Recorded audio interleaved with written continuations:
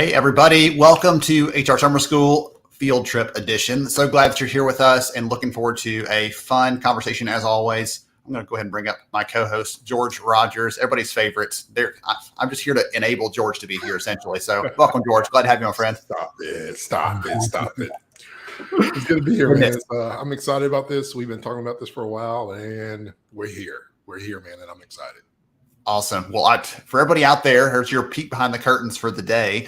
George and I were supposed to be together. Ended up having a sick kid on this end, so could not travel to Nashville to be with George today. So we're here with you.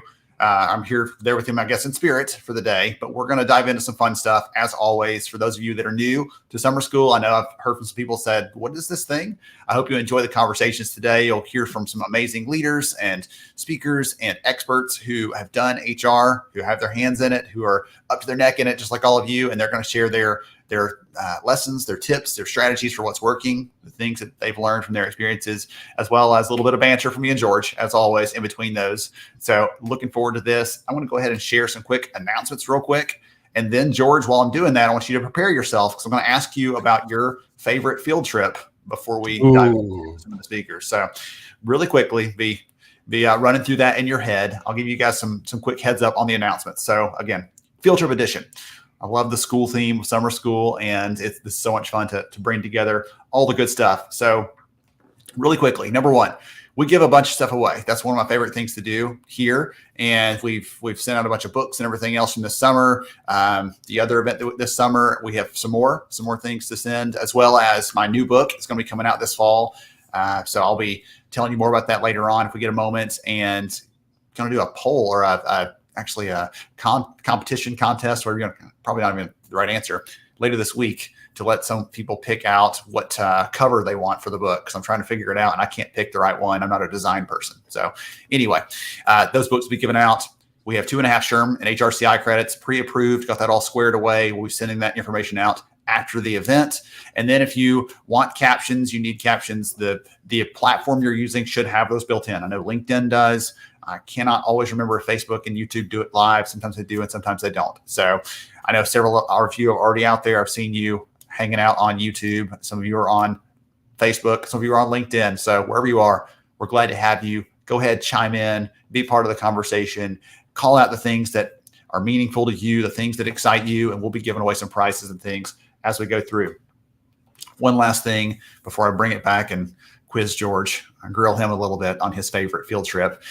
Thank you to UKG. They're our sponsors for the event today. They came in and supported today's event fully, and so we appreciate them. You'll see them represented on the agenda a couple times. We have their head of their new chief people officer is going to be with us. She has some incredible things to talk about when it comes to getting our managers on board with us and helping us to both work in the direction that we need to for the support of our people. We have some great leaders from there. We have a customer of there. So we've got some really great coverage based on that. And I can't wait for you to learn more as we go through the discussion today. So George, you've had a minute to think about it. I'd love to hear from you before we dive into some of the good stuff today. What's the most memorable or your favorite field trip that you ever had? I would probably say the funny thing is I didn't plan this, but I'm gonna show because somebody has already asked me about my shoes. So I got these little Nike Air shoes, but look at the socks. UKG socks, man. They're UKG. All right. Shout out to UKG. I didn't plan that. I just threw some socks on. So there we go. I would probably say my favorite story, it's gonna be a knucklehead George story, was when I was in middle school. You ever find a story you just can't get out because you start laughing once you think about it? Yes. That means it's gonna be doubly good. Yeah, I was a class clown. Believe it or not, America, I was a misunderstood. People call me bad, but I was just misunderstood. And we went to the Indianapolis Zoo, and I was a prankster, and I was also one of those double dare. Like I wasn't scared of much where I come from. And we got around the monkeys, and a friend was like, "Man, I dare you to the play tug of war with a monkey." And I didn't think anything of it. I'm thinking this will be a small thing. I'm gonna win. America, HR Summer School, my alumni people. I didn't realize how strong these things were. I mean, it was a baby. It was about the size of my torso.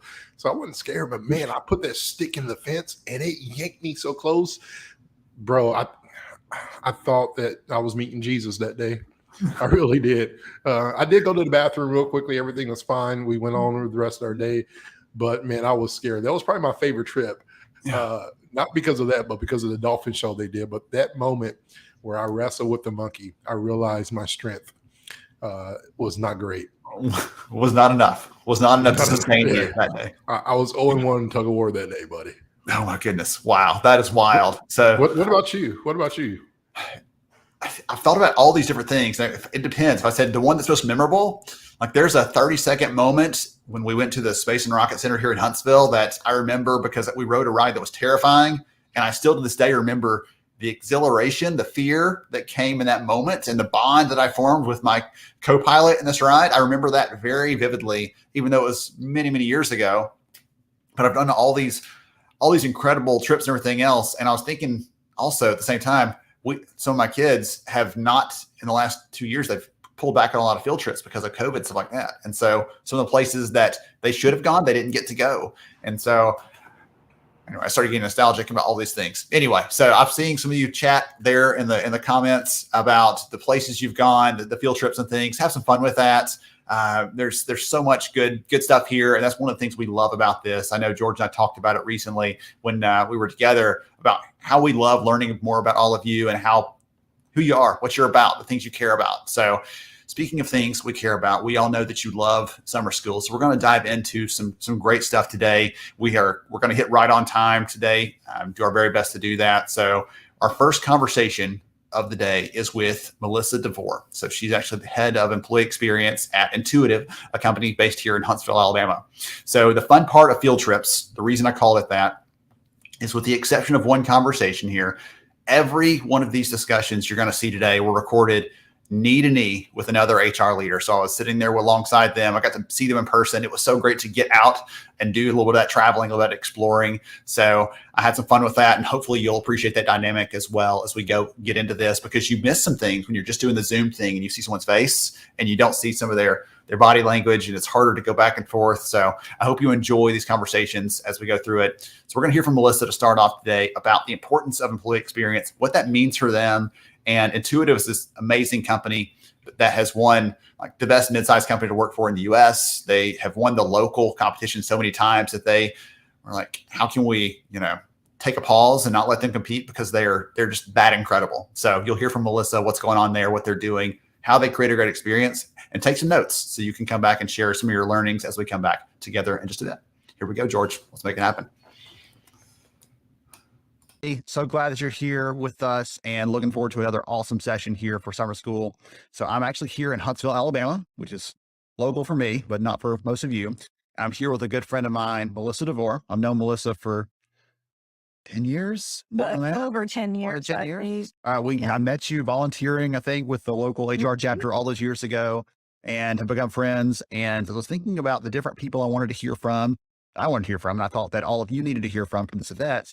Melissa was one of those people on top of the list. You've had this amazing range of HR experiences at all these different kinds of companies, which is kind of fun. And now you're actually the head of employee experience. What's your official title?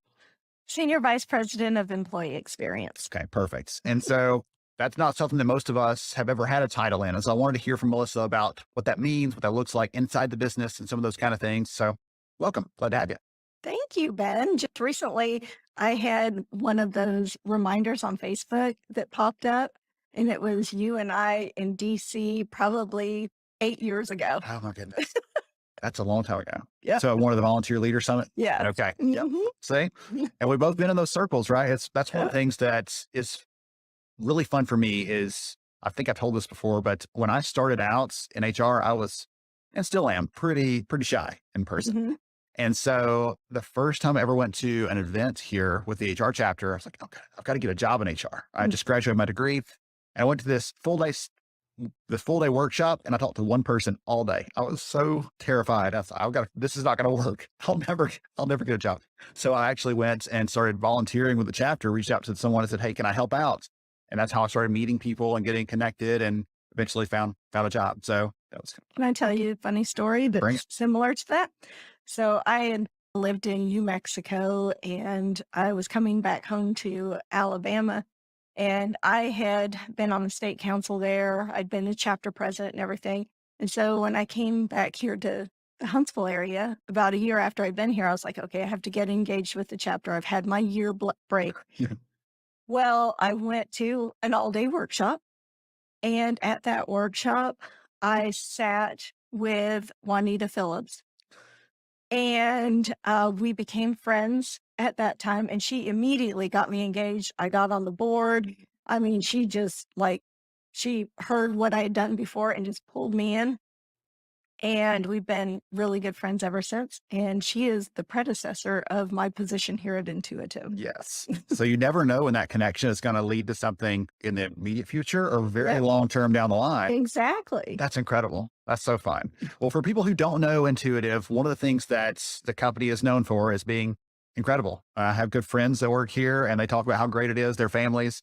One of them, he said, my wife has threatened me like I can never leave because the family actually loves them working there because of the kind of person they are. Right? They're treated well. And so they come home and they're a better husband, they're a better father because they're treated well here. So I'd love to hear from you a little bit about why employee experience, I guess. Let's just start with a big open question, right? Why employee experience? Why is that your title? And why does that matter here? Well, I mean, if you think about it, it's ingrained in our culture.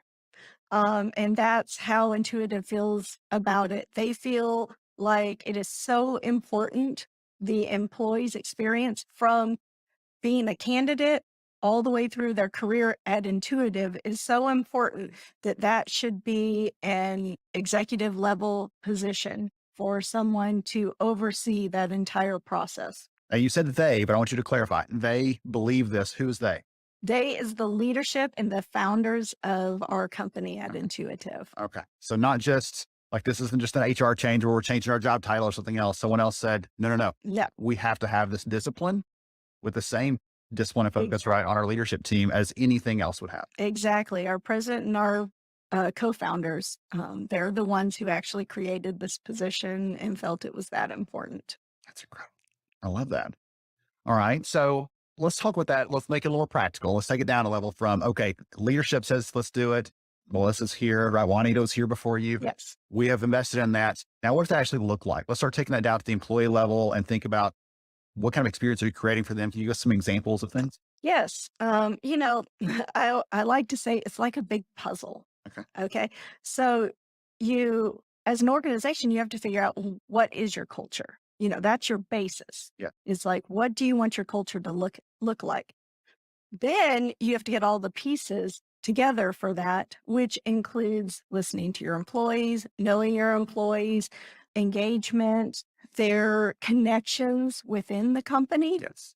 So when we hire someone, we're looking at culture fit, but we're also looking for diversity because you're never going to grow if you don't have that diversity, because we don't want to be stagnant and keep doing things like we always do. But we're also looking for that Swiss Army knife. That's what we say here at Intuitive. I've heard wanting to say that before, so Yeah. I was waiting for that one to come out. Okay. Yes. So we're looking for that Swiss Army knife, which means we want to look at the skill set first and know that if we hire this individual, they're going to fit in with the company.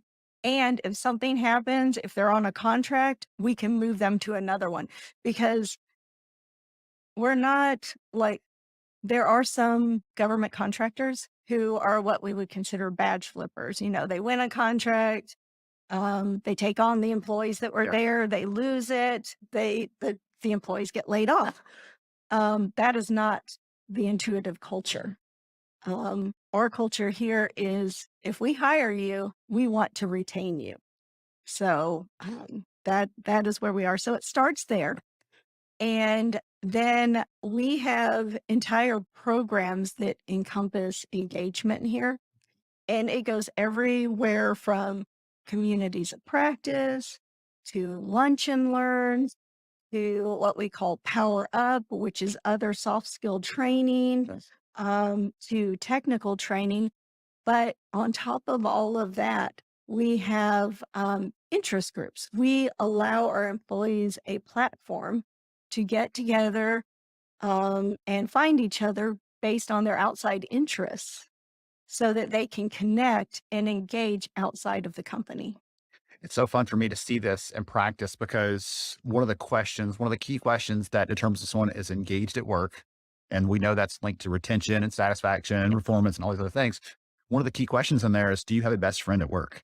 So Exactly. you're helping them. So we're trying, yeah, and that's exactly what we're trying to do. And that goes along with listening to your employees. So everything that's happened in the past few years, COVID, Oh, I've now, heard about it. What was that? yeah, exactly. And on top of that, the way the labor market is and trying to keep that retention, I'm going to do a shameless plug here. Go for it. Okay. We're Best Places to Work. Mm. We're actually the first company that was inducted into the Hall of Fame here. And so when that happens, you can't, continue to compete for a number of years, but we continue to use their survey and we listen to it. We have meetings as an executive team with our president, go through everything in the survey, and we figure out, what do we need to do? So one of the things that we noticed the past couple of years is people were starting to feel separated and disengaged because we had such a remote workforce. And that's where this communities of practice uh, came into effect. Is we listened to our employees. They wanted, they were missing that camaraderie and that best friend in the workplace because they were at home. And now we're together a little bit more again, but they had these community of practice. I mean, we have hunting, fishing, people who love dogs, people who love cats, book club, arts, just a plethora, cooking, coffee. I mean, and so Awesome. groups of people get involved outside of work. What gets me is if you look at some of the stuff that's happening in the news right now when it comes to people leaving work, retention issues, just across the economy as a whole, right? Setting intuitive aside for just a minute, because I know it's a different world out there.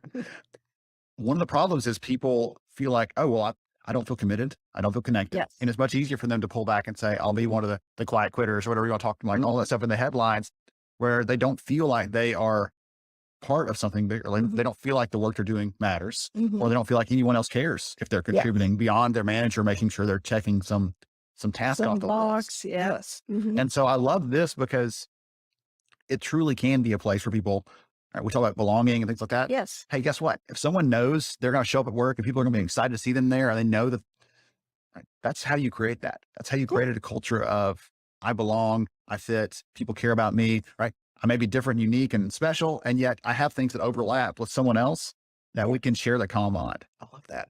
Yeah. I love it. And we build leaders through our company too. So we have an entire program that mirrors the outside ones that the chambers do and everything, but it's totally internal to Intuitive. Talk about that a little bit. It's the elite leadership class, and every year people can apply to be in it.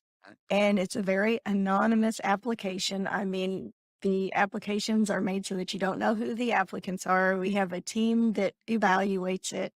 And then, those people who are accepted into the program, and it's not a promise that you're going to get a promotion or do anything like that. It is, we're going to give you more things to put into your toolkit, and what you do with them is what matters. And it's an entire 8 or 9 month program, kind of like a school thing. And it goes through all sorts of leadership classes. It goes through community involvement, getting to know the company really well, meeting with the executives, having team building sessions, tours of areas, and a big graduation at the end. What's it called again? Elite. Intuitive University. So I think I like it, but it's your chance to really go deep. And that's not limited. Anybody inside the company can raise their hand. Yep. They can throw their hat in the apply. ring. Okay. And that you don't know who they are, right? So you're taking, what's the show where they play the behind the curtain? They sing behind the curtain, the mass singing, not the or the voice. The voice. Yeah. Okay. I don't watch that kind of stuff. So my kids love it, but I don't watch this. Like, I couldn't remember what it was called, but yeah. So it's very, it's that way. We're looking at the actual application, and they have to have recommendations not only by their supervisor, but someone else outside of that chain. So you've given us a lot of things that you're doing, Mhm. right? You talked about it from the leadership perspective, all those things. And I'm curious if you were going to give someone else some recommendations, right? All of our friends are here listening here, Mhm. some recommendations on how to create a better experience at their company. Mhm. You said at the beginning that the culture, the values are kind of the foundation. Would you say, hey, before you do anything, you've got to go back and make sure that you level set on that? Is it you've got to be clear with your leadership, because if they don't if they don't believe in this, then it's not going to work. Where would you tell them to start? Yeah, I would say absolutely what you're talking about is the leadership to discuss what type of culture they want in the organization Okay. and to start from there because you want their buy-in from the top and to support what you come up with to actually support that culture and everything. And you want them to be open to what you discover because sometimes you look at your employee surveys and even me as a professional, knowing every time I look at an employee engagement survey or anything, I've got to not take things personally. Yes. But that's what you want. You want them to be honest with you. You want them to give you the down and dirty and everything. That's how you end up growing. That's how you support your culture. And people need to not be afraid of change. Because even though you may have changed, and like I said, again, you look at what's happened in the past few years. Will, not you may, but you will, Yeah, right? you will absolutely have change, but that doesn't mean your culture is going to change. When you make those decisions to make changes, you again look at your culture and say, how does this support the culture that we have here in the organization? And then you make the changes, so that they're in support of that culture. Okay. So how do you get a leader on board? I know again, right now you came in because that absolutely we've got to have this. Yeah. This is important. But you've worked in companies probably in your past Yeah. where that like, Mhm. oh yeah, that culture thing. We probably should do something about that. Go figure it out, Melissa. Right? And Mhm. it probably was not top of mind or a thing that was a Yeah. strategic priority. How do you work with those leaders? Because imagine that's what you have here is more the exception than the rule. Mhm. For those leaders who are in a role right now where they're completely on board, like they love the ideas you're sharing, but they're like, Yeah. yeah, but how do I get them to go along with it? What recommendations do you give them? I have been in organizations. Actually, I've been in an organization that really didn't have a true strategic HR role. Thankfully, one of the leaders identified that that's probably something that they were missing. Actually, they at the time had posted a job that would be your typical HR job. And I contacted them because something was not correct in the posting. And that the president of that company contacted me and I said, yeah, I'll go ahead and fix it and everything for you and everything. And he's like, well, are you interested? And I'm like, this isn't the type of position I'd be looking at. He was thoughtful enough to start looking at my background and figured out who I was and what I had done. And he was able to actually talk to the rest of the team and said, you know what, maybe we should step out and see what she could do here and everything. And so that's how I got in there. But for other organizations, it's developing those relationships. It's looking for those wins. It's partnering with the leadership. And you just have to build that credibility within the organization.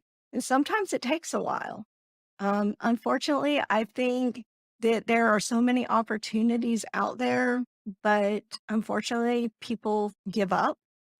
And I hate to see that happen because I really think that I look at all of the HR professionals that I know and the types of people they are, and they could bring in so much change. You just have to stay the course and not give up. I'm thinking as you're talking through this, I know your background, so they don't, but I'm thinking through, you work for manufacturing companies, you work for like biotech research, right? You've Yeah. worked for engineering services companies, like all these kinds of things, which is this very diverse mix of things. And I want them to hear that because I don't want them to think you're just working at this unicorn of a company where everything is, there's cotton candy out growing in the hallway. Like, no, that's not the case. Okay. You work for all these kind of companies. You're still talking about these things are still true, right? Yes. I just want to make sure that was completely clear to all of them that this is true, regardless of the size of the company, the industry, all that. Yeah, Stuff. because I've worked in companies that are smaller, 100 or less. I've worked for organizations that are 6,000 more. Like you said, biotech, research and development, government contracting, suppliers, all of those things. And that's another thing that always gets me is that I found that it was the hardest part to get in was the supplier manufacturing area, because for some reason they think that you have to have that exact experience. But human resources goes across any type of organization. And my goal was to, in my toolkit, to get the experience of all of those different things. And I was lucky enough that I was able to convince certain companies that, I know it never worked in biotech, but hey, this is what I can bring. I got to teach you something. You got to teach me something. Exactly. That's great, right? Exactly. Really great. Awesome. Well, that's an encouragement to any of you who may be thinking, I've done HR in this space, but that's another industry entirely. Some of those things will be different. Absolutely. Right. You'll learn some acronyms like, yes, exactly.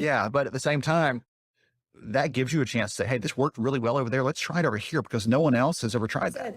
I've always told my team, I'm like, we are not the no department. Mm-hmm. We are the, how can we support you? How can we make it happen? Yes. And we can ensure that we're compliant. The reason I love that so much is because the last CEO that I had, one of his favorite things to say when someone said, well, that sounds neat, but we can't do that. He's like, tell me how we can, not why we can't. You can spend all day telling me all the reasons why something can't be done. Instead, spend some of your time telling me how we can do it. Exactly. And then I'll make the decision based on the risk, based on the budget, based on whatever else. But that's in his control as the CEO, or her control here, right, the president. But it's in their span of control. But it's up to us to say, I'm going to present some solutions. Yeah. Some of these may be a little bit outside the box, but hey. Just an encouragement to all of you out there on that one. Okay, we're getting close to our time here. If someone wants to connect with you, wants to follow you, are you okay if I post your LinkedIn? Definitely. Okay. Put your LinkedIn handle in the chat there. Obviously, I love connecting with people. Yes. So. I don't think they picked up on that. Are you sure? Can you be a little more clear with that? Now, I'm going to make sure and post Melissa's LinkedIn handle here in the chat so y'all can connect with her, reach out to her, just let her know you saw her on summer school and let her know how much you appreciate her for sharing some of these things with us, spend some time with us, and give us some encouragement that all of us can create an experience around our people that makes them excited to come to work. Great. Thank you so much, Melissa, for spending time with me. I really appreciate it. Always a pleasure. All right. To the rest of you, hang tight for more HR Summer School. Coming right up. Okay, goodness. So many quotable quotes from Melissa in that conversation, but I think that one of the ones that resonated there was, we are not the no department. And really getting into how can we say yes? What can we do? How do we make this work? Really, really willing to accommodate different perspectives and different approaches, because at the end of the day, we're serving our people for doing this right. We're serving our people for doing this well. So anything for you, George, that stood out from that conversation? I'm a fan of culture. And so the key word for me was belonging. Creating environments for all people. When we talk about the whole D&I space, and you and I have been really discussing this over the last 2 or 3 months with some of the research we've done, is as I live in this time, it's more about all people versus when we hear D&I, we think race, right? We think color, but really are we doing things for special needs? Both for youth, adults. Are we creating an atmosphere for all belonging? By all, it's not about the just sex. It's not just about race. It's for those who may not be fortunate with 2 limbs. Is there, is there something for them? Is it something for those people that may have autism or dealing with that? What are some of those areas? And when I think about belonging, my mind, my heart over the last 60 days realizes that we try to put this thing in a box, and you really can't. You really cannot. And so what does it look like to belong?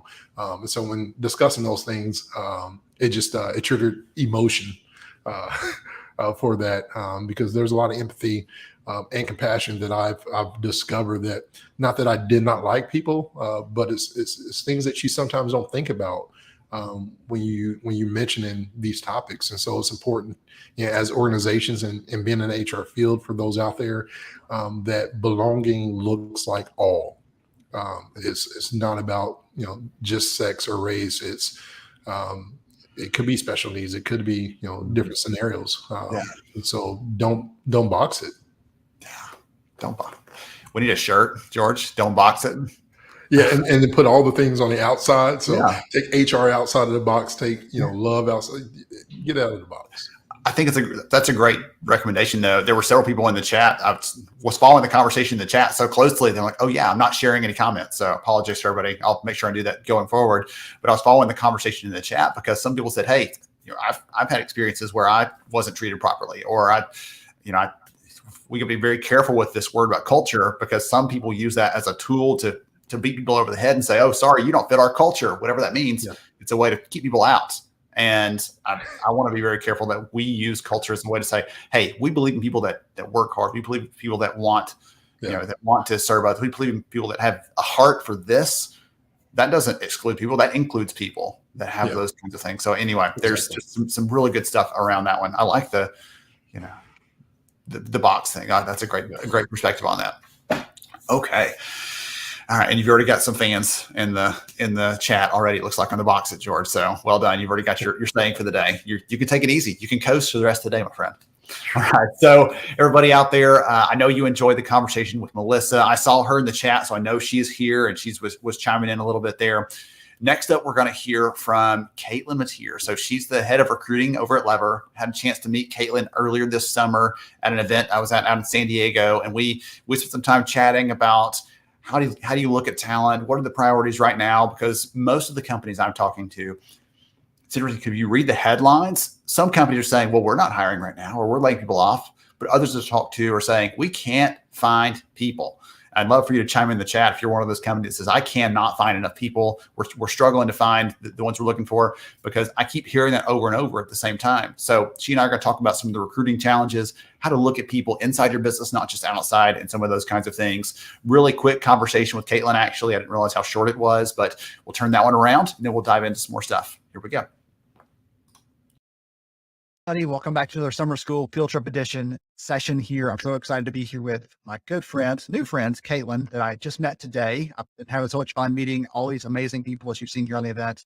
And I'm excited to talk about recruiting, about finding your internal talent. We're going to talk about what it takes to build real relationships and be successful there. So Caitlin, I'm so glad you're here with us. Yeah, thanks for having me. Absolutely. So before we get into some of the fun stuff, would you introduce yourself to the HR Summer School family, please? Absolutely. My name is Caitlin Mateer, and I am the director of recruiting for Lever. Being a recruiting leader at a recruiting tech company is definitely an interesting sort of meta role, but it's a lot of fun. No extra pressure. I'm sorry. Yeah, exactly. It just reminds you, like, hey, guess what? No one's perfect. Yeah, I learned that one the hard way. I would share some fun stories from stage this morning. Like, I screwed this up one time. So that's how I know how to do everything I know now. I saw a piece the other day, a piece of research that just came out, and they were talking about the fact that more companies are looking for their HR teams to have more recruiter-like skills. Right. Because what I'm seeing with data is it's really hard to hire recruiters right now. And so more leaders are saying, okay, well, I've been doing this, but now I've got to add this or be better at that.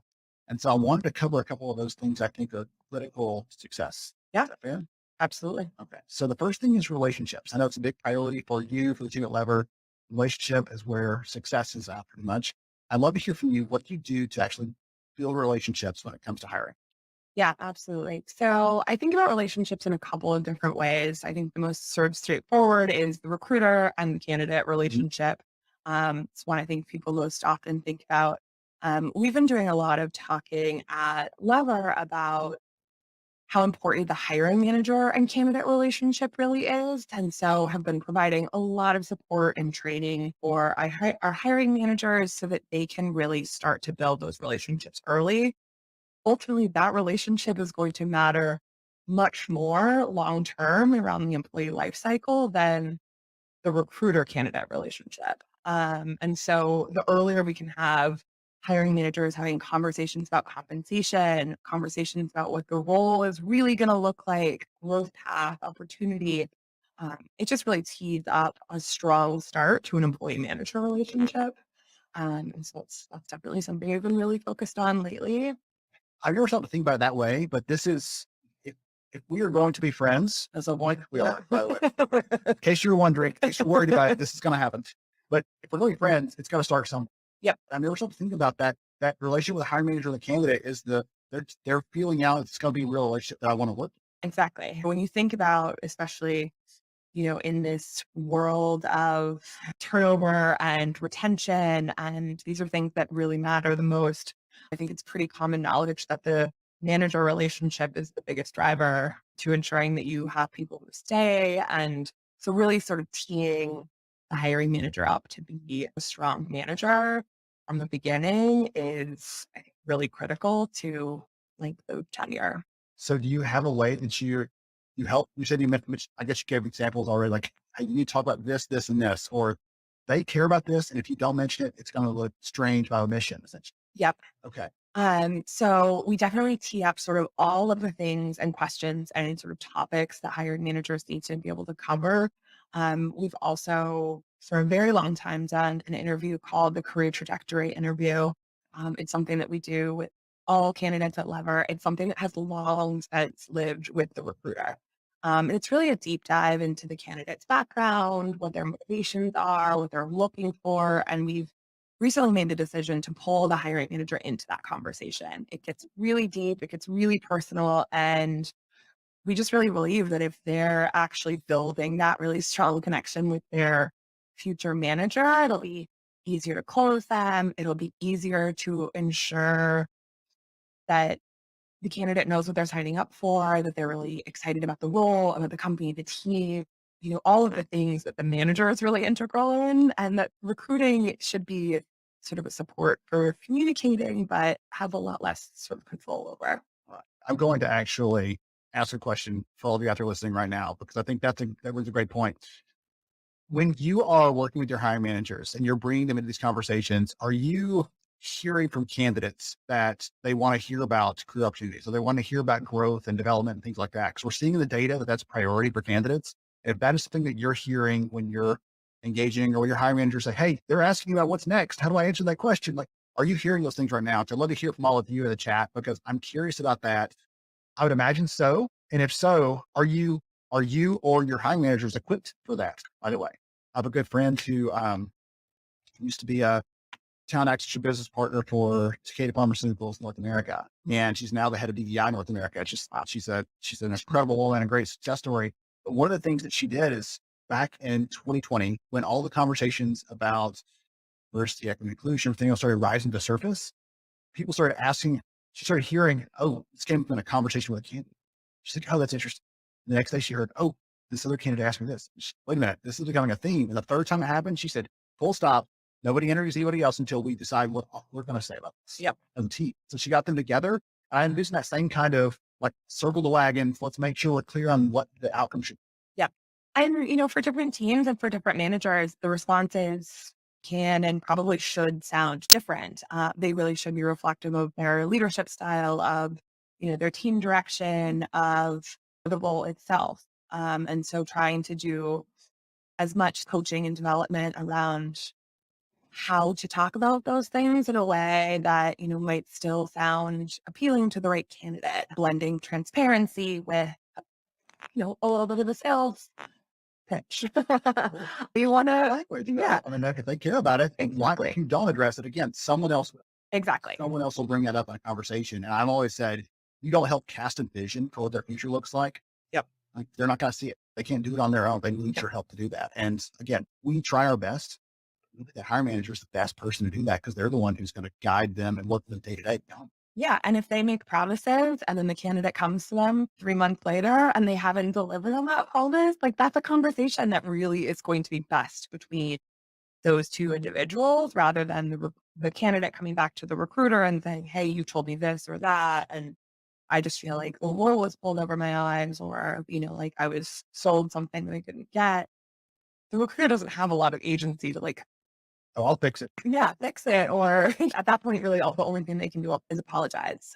Or if the employee goes to the manager and says, "Hey, like when I was interviewing, you told me there would be opportunity for X, Y, or Z."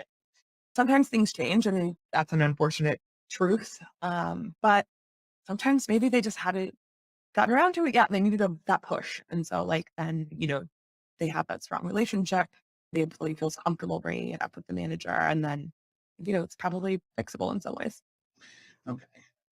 We fast forward a little bit in that relationship, because I think one of the other things that more or less need to get better at is helping these, what's called candidates, helping these employees to level up, to advance in the company. And again, the manager's the linchpin in that. Yep. But I think there may be a role for TA to kind of be an advocate for that, or is, hey, by the way, have you looked at this person over here is interested in that role? How do you blend those things together? Because you don't want to, again, the agency thing, you don't want to overstep and say, get out of the way, I'm coming in, or whatever, bulldozers are going through. Yeah, but also don't want them to step over that person that's saying, hey, pick me. Totally. Open a rec for someone external, and then Caitlin gets bummed and checks out mentally because she's sick of that. So what's the balance there?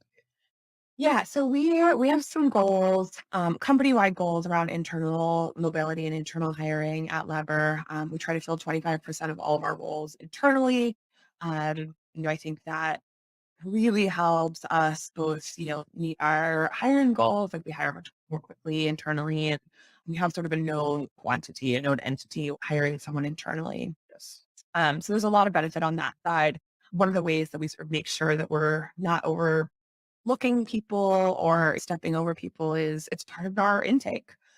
So when a recruiter is doing intake with the hiring manager, one of the questions that they will ask that hiring manager are, is there anyone internal who might be a fit for this role? Are there any roles that exist internally that we might want to think about advertising this role to?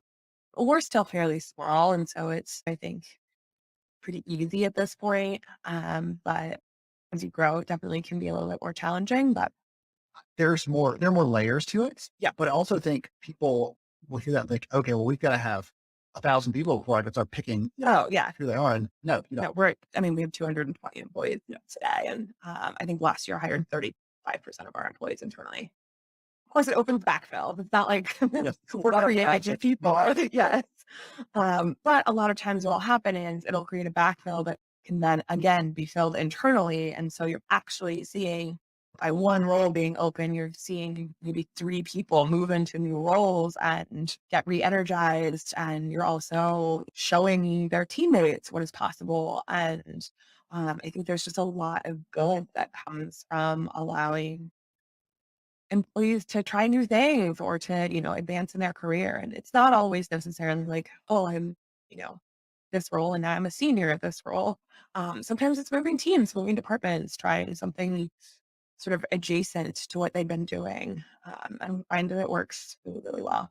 it's a lot of fun too. Yeah. There's so much data that has been out for a very long time that prove this development thing, like giving people additional skills, helping them grow. It's important, but helping move it outside the business. I've always said that the easiest job to fill is one we don't lose in the first place. Totally. So we can teach them by helping them find another place inside the business. Sometimes there's policies, sometimes there's the culture thing. Sometimes there's just managers like, no, Caitlin's mine. She's not going anywhere. Right? There's all these kind of things. What advice would you give to our friends here who are listening in, knowing there are some different barriers or things? If you can pick one of those, doesn't matter to me, but what recommendation might you give to help them hopefully get better at that? Yeah. I mean, I think just if you have a hiring manager who is holding their people, or not a hiring manager, a manager who's holding their people really tightly. I think exactly to your point, like the easiest thing to do is to not lose the person to begin with. And so talking really frankly with that manager and saying, hey, like you're going to lose this person if they don't have opportunity to move around and if they don't have the opportunity to advance. And so you can either choose to lose them to a friend or you're going to lose them to a competitor. Yes. You can still reach over and tap on the shoulder. You still have lunch with them right when they're here. But if you do that, they're going to leave. They're going to leave you. They're going to be bitter about it. Yeah. Because they saw opportunities and you wouldn't let them access them. So exactly. it's many times they don't realize that they're they're potentially going to have that fallout. Right. It's a losing game regardless. Like the end of the day, that person is no longer going to be on their team. It's a matter of like where they want to see them land. Yes. If you really believe in that. Yeah. And want to take that, the better way to do it. Honestly, I've always been on like it's all going to come down around your ears. You got, think about the negative side of this. Think about the children. Yeah. But to say, do you really appreciate this person? Yeah. Respect them? And you want them to succeed? Yeah. Well, what's best for them? Yeah. Well, then why don't you? I really think it's interesting. I've never thought about it that way. I like that approach to it. Yeah. I think that'd be great. Okay. So covered some good ground here, the relationships piece, that other component there. Any final licks or wisdom that you might share on your experiences in recruiting that think like, hey, this is the one thing I think makes me successful in this space? Until we double down on something else you've already shared, but we could spend probably an hour just talking through the lessons you've learned. I think what always comes to mind is that in recruiting, especially, I think one of the things I love about recruiting so much is that I don't always think that there's like one right way to do anything. It so much has to come from a place of authenticity and honesty about your company and your team and the managers. And there's no real one size fits all. There's no silver bullet in a lot of this work. And so I just think what matters the most is to be really reflective of where you are, what your team needs, what's most important to you at that moment, and letting that just sort of shine through and letting that guide you and lead you in the decisions that you're making. I like that though. I like that. Anyone who's ever recruited and switched into a different industry, learn that quickly. Like, Yes. oh, I know what I'm doing. Holy, I'm an expert recruiter, and you're like, oh, this is a whole different ballgame. What just happens? Yeah. Sure. I have a good friend who actually used to live near here in San Diego. Leon. He lived in Temecula, just the road, and he, when he was in the Marines, we hired him right out when he retired. And the first meeting he was in, he was writing down furiously over there. So I went over to, what do you write down? He wrote down every acronym I didn't know. I need a page full of acronyms. Oh my God. Because he'd been in the military his entire career, first civilian job. And so the next meeting, I went over to check his list and it was half as long. And I kept him shorter because he was like, learn that. And I love to sort of like reflect, just be willing to say, again, the way we did it didn't work. It doesn't work anymore. It doesn't work anymore. Now it's different. Or, hey, that's great when there's candidates all over the place, but when there's got to go on that one candidate, looking under all the rocks. Yeah. Okay. I've enjoyed this so much, and I know the audience has as well. If someone wants to connect with Caitlin, follow you, what's the best way to do that?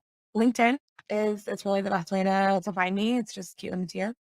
I'll link over the comments there to the side here so all of you can reach out and connect with Caitlin, follow her. Amazing woman, amazing recruiter, and I appreciate you. That's time. Thank you. Friends, we made it. Friends, we're there. Awesome. All right. Good stuff. Thanks everybody for joining us for this session of HR Summer School Field Trips. We'll be back with another one shortly.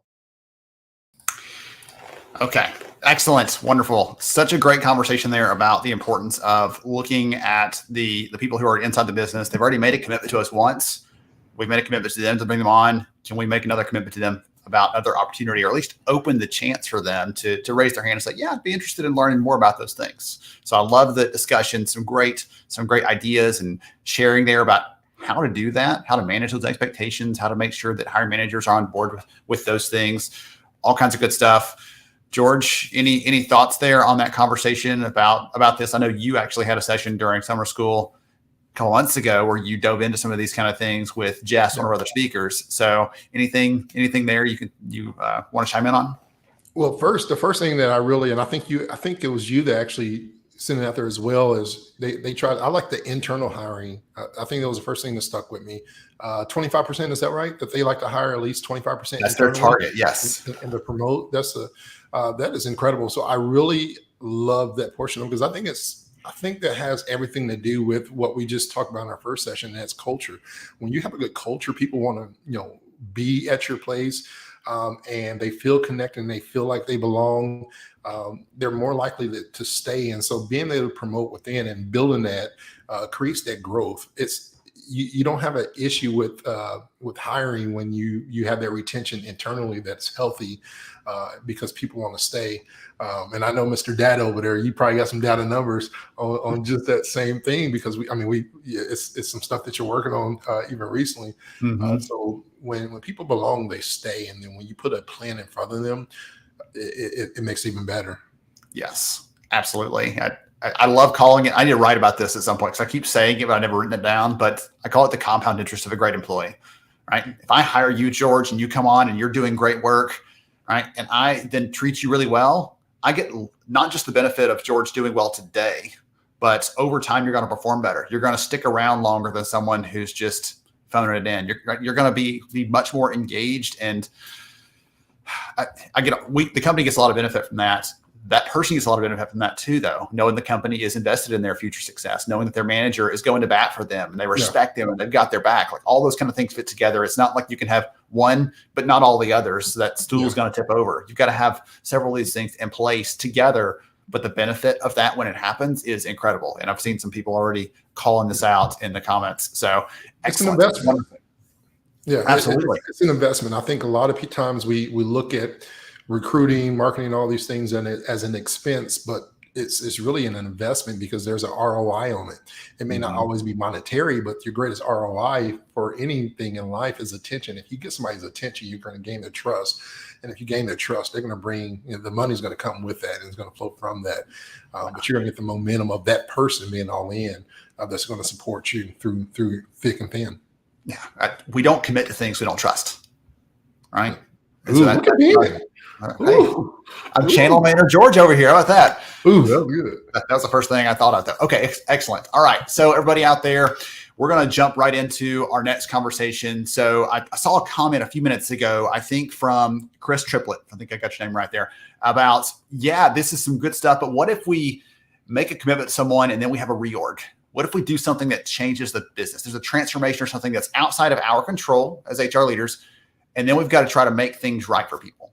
Well, the next conversation is going to dive into some of those things. So this next discussion is with Beth Wampler. She's the SVP and CHRO for Covenant Physician Partners. I believe they had a change the name, rebrand, but I don't think I got that correct. Healthcare is their space. Okay. She's based up in Nashville. That's where she is. So in Georgia's neck of the woods. And Beth and I talk about M&A activities. So mergers, acquisitions. Every time you hear that, I want you to expand that out a little bit to say business transformations. So if there's a big change, there's a big transformation, there's some sort of change management activity, all those things are wrapped in. And you and I both know that it's not always going to come down to whether you're merging with a company or not, or you're getting acquired or not. Sometimes that's, hey, we're changing the benefits radically, or we're moving to a new location, or we're all going to go remote, or we're all not going to be remote, or whatever. Like all these kind of decisions can be made. And so when you hear from Beth, translate some of that, because the key things she talks about that underpin this are so important for any of those kind of transformations. And George, take some good notes, because I know you're going to want to come back and talk about the importance of leadership and some other things. I already can tell. So everybody out there, hang tight, and we're going to hear from Beth.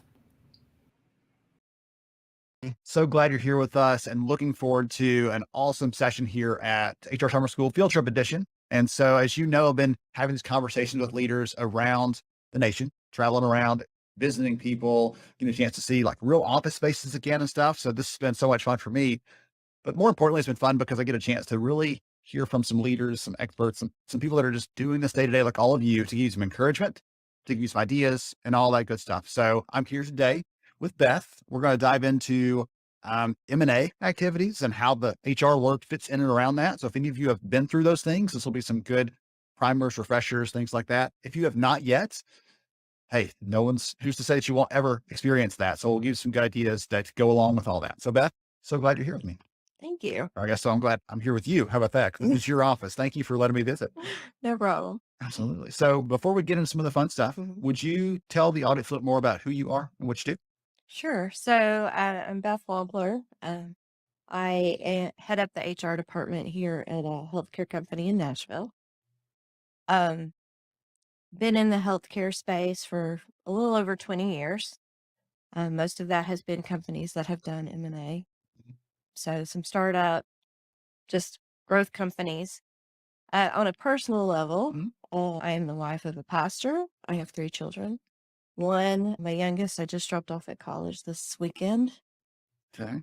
A little emotional. I couldn't tell if you were like celebrating or if you were a little bit tearful, maybe. A little bit of both, Okay. maybe. You know, figuring out what the empty nest is. Yes. Uh, Redefining life a little bit. mhm. Okay. Well, our youngest went to kindergarten this week. So similar kind of thing at our house. Although they're a little closer. Right? We're going to get them at the end of the day. A Exactly. little different experience, Yeah. but some of the same feelings too. Like, how did this happen? Right. Okay. All right. A bit of a life change. Wow. Well, I'm so glad to be here with you. As I said, I'm looking forward to this. So you and I had a chance to meet a couple years ago. I Mhm. came to Nashville where you are for another event and got to hear you. And I said, hey, when I was thinking about this field trip edition, thinking about some of the different things we could cover, you know who I know? I know Bob, and she's in driving distance. So let's make that happen. So that's how you got on that short list Okay. of people. So all the others are busy. I'm just Good to kidding. know. I'm kidding. What's the distance? Oh, no, it's fun because I meet so many people in the work that I get to do. And every time one of these things comes up, my mind goes blank immediately. Like, Mhm. oh gosh, I don't know. I can't think of any of those people now. And so I thought back to the time where I'd heard from you some of these kind of things, right? I heard through the lens of how you use technology, how culture fits into your decisions, like all these kind of things. I thought it'd be a really great way to explore the topic. And again, as I said, even if someone is not going through some of these M&A things, some of the same ideas you're going to share, I would imagine can be applied to business transformation, some of the other kinds of just organizational changes they can go through. So I think we're going to get some good ideas regardless of what someone's situation is. So all that said, you had told me before you'd been through some M&A experiences, which heard some of your career history has involved that. Mhm. So I'd love to hear from you from an HR perspective, what separates one of those that ends successfully for one that ends unsuccessfully? Um, so I thought about that. Because I think sometimes you get so involved in that day to day and that next acquisition and you're not, um, I think when it comes down to it, it is, effective communication and the leadership that's on the ground, of that acquisition that you're acquiring is crucial to the success of that. Sure. Are they able to help share that vision of what it means? Yes. Are they able to be positive about what the message is, even if there's a lot of change associated with it? And that leadership can make or break that acquisition. And I think being relatable as you craft that message and understanding what that change means to the people that are there. It's not about being a bulldozer. It's saying it's coming, like it or not, suck it up. Well, I mean, generally that's the message, right? It's how you say it. Yes. And it's the demeanor you have when you say it. Mm. I do think, and this, I don't know how this will go over. I think sometimes being from the South and the accent that I speak with, sometimes, depending on where we are, really can help break the ice. Yeah. Use that Is tough that charm. Uh-huh. Hey, y'all. Exactly. All right. I'm from Nashville. We're good people. Hey, use what you got. right? Exactly. You got it. Everything I have in my box. I didn't have that benefit. We had a group of employees at one point that we had brought on, and they were in Kentucky, so it wasn't far enough away. They still had some of their own twang. Oh yeah. So it wasn't far enough away for that to really be a standout. I had to rely on other stuff, Right. gift cards or whatever. I don't know. Had to find some other way to get them on Yeah. board because they had that same thing. So I can understand that though. Yeah. Sorry, you had something else I was going to. No, well, I was just gonna say, it really helps that, you're presenting a lot of this change in person. It's difficult to have people on board with something that's significant related to their livelihood Yeah. and their compensation and whether or not I'm going to have a job or not. It is so much easier to deliver those messages or even provide encouragement or we're going to get through this together when you're face to face. Yes, I would completely agree with that. Mm. That's one of the things I feel like in some ways is lost when you are more of a virtual company or more dispersed. Mhm. I can't give you that pat on the back, or I can't see your body language to know that okay, Beth's hearing me, but she is not liking this. Yeah. She is upset. Like those things you lose in translation when you go to a more virtual format. Okay, I would agree with that. Mm. I want to go back to one thing you said a minute ago about it's not just a message you're saying, but how you say it. We spend 90% of our time thinking about the message we're going to say. Let's get the words just right. Let's think about, should we use this phrase or that phrase? What's going to land the best? And then we spend 10% of our time saying, okay, I'm just going to go say it. Right. And it's probably not, exactly 90-10 the other way around, but spending more time thinking about, okay, this is what I'm going to say. But if we have established trust and you can hear in my voice that I really care about you and I want the best for you, that creates a difference, just a different reception, different environmental for that to land. So. And there's a bit of authenticity there, or even honesty. People want the honesty. They want to know, is there a lot of change involved in this? Yes, there is. But we're going to do that together. Yes. They don't want you to just craft a message that doesn't really tell them anything, and then 6 months down the road, or you sit there and reassure them and say, Fine. nothing's going to change. Everything's going to be good. Everything's staying the same. Okay. That never happened. That never happened. Never happened. There's nothing in the equation, Yeah, right? exactly. So, yeah, I mean, they would rather you sit there and tell them exactly what it is they're going to be going through. One of the things that I've really latched onto in the last 2 years is people generally aren't afraid to change. They're afraid of the uncertainty of just not knowing. Right. Right. If you tell me things are going to change and here's what the outcome's going to look like, and I can mentally prepare myself for that. Even if I don't like it in the moment, I can prepare for that. Right. It's, hey, things got to change. Or I'll it's figure it just out. the lack of knowledge. People tend to go back to, okay, if somebody's not telling me something, It's bad. then yeah, I'm going to craft my own thought about what's going to happen. And depending on somebody's personality, that could be positive or negative. And, Expecting rainbows and Skittles at night. Okay. So somebody's thinking the dim clouds are rolling in. Right. Yeah. Oh, okay. yeah, so we have a group of people that are experiencing this change, but they're not hearing, even to the point of, we don't know anything yet, but we're going to tell you as soon as we find out. I mean, just that type of reassurance, Yes. really helps calm the fears. And they can't craft their own idea of what's going to happen, because then they end up telling their friend. And they go down Right. a rabbit hole that it's hard to recover from. Well, I heard. Exactly. They said, I heard like, that's the Exactly. worst advice. The worst conversations are, well, I heard. Yeah. Where did that? Yeah. Yes. We Yeah. dealt with a lot with that with COVID and Mhm. people not knowing what was going to happen. Well, nobody knew what was going to happen, especially in healthcare. Yeah. I mean, it was just a day-to-day thing, but some of the things that people came up with were pretty interesting. I can only imagine. Oh my goodness. Yeah. Okay. There's a quote. I was trying to draw it out of my memory and I couldn't get it. So I could not make it come, but it's essentially in the absence of communication, people assume the worst. They assume this is all going to fall apart. Right. Even if it's, hey, we're not telling you and we expect really great things, they still will default back to, Mhm. in the absence of something very clear and open communication, Right. bad things. Okay. So we talked about this from the big picture of some of those things. Can we take it down a level to, we're talking to our friends here in the HR space. They're doing work just like you. If they happen to be the point person on this, what skills are important then for them to be exhibiting in this? I know if you flip open the textbook, it's like, oh, do your due diligence. That's really vague. Right. Okay. So And it does that mean- encompasses a lot of things. yeah. So can you give me a couple examples of like, hey, if you're going to go through this, make sure you brush up on these things, or I didn't know going into it, but if someone had just told me Mhm. do this, then it would have made it so much easier for me. Any Yeah. suggestions there? I think the first thing is to know your organization and understand the type of talent that you have there. But it's also understanding processes and knowing how any kind of change can affect those.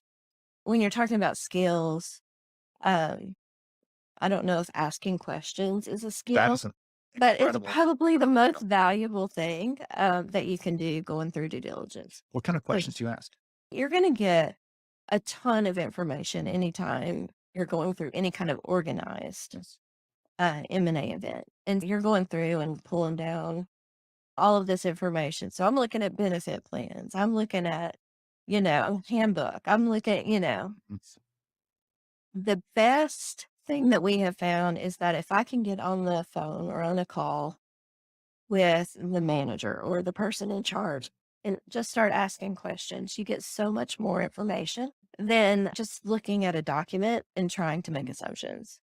Back to what you said a minute ago, it's don't two-dimensional versus live. Right. You can get even some of the nuance of, oh yeah, I didn't write this down, but this is also Right. part of that. And one of the most important things I think to understand is the culture of the organization that, you're going to pull in. And you can't get that from a piece of paper. I mean, you ask those questions, what makes you all unique? What are those characteristics of your organization that you really want to keep?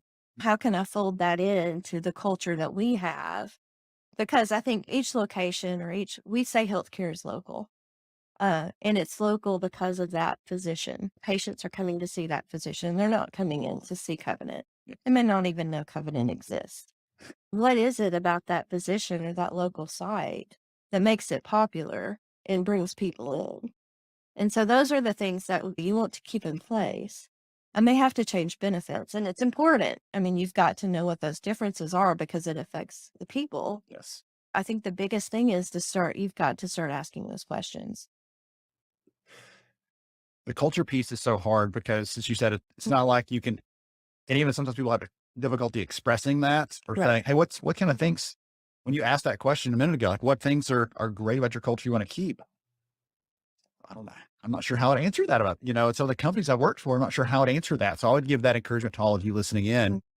If you don't already have an idea of what some of those things are, I would encourage you to take a little time to think through that. Regardless of whether you're going through one of these activities or not, that's a good thing to know because that should be in your recruiting conversations. That should be, hey, you should be talking to your people and sharing those things or highlighting and elevating those stories. If one of the things you do really well is you celebrate contributions from people that are doing a great job, make sure all your people know that that's a part of how you operate. So just an encouragement there. That's, again, there's some other applications of some of the things we're talking about here. I think that's a great example though of something, and you see all the big consulting firms that suddenly talk about something, when they talk about these M&A activities failing, it often comes down to, there was a wild mismatched culture. We thought they were similar because they were both in this same space. And you've seen that again in the healthcare space. Oh, we're both doing the same kind of work. Oh, wait a minute. We like them wildly for pages. Right. And and it may not just be the whole overall culture piece. It could be, do we operate differently? Or, when we sit there and put together a process or a strategy, is that different? And so you've got to start asking those questions. But I mean, going back to the culture piece, if you start digging in and people don't have the answer, what's my culture? I mean, a lot of people don't. Yeah.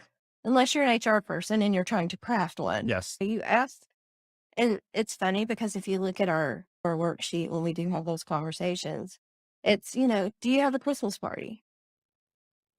Do you celebrate birthdays? You really got to dig in and find out those details because those are the things that are important to people. And as soon as you take away their Christmas party, I mean, you're the evil. Oh my goodness. Yeah. So, I mean, and when we talk about, other skills, it's especially when it comes to an M&A, understanding that the people who are involved are more concerned about their livelihood in themselves. So it comes down to benefits and it comes down to compensation. And the more evaluation you can do at a personal level, at an employee level, the better off you're going to be.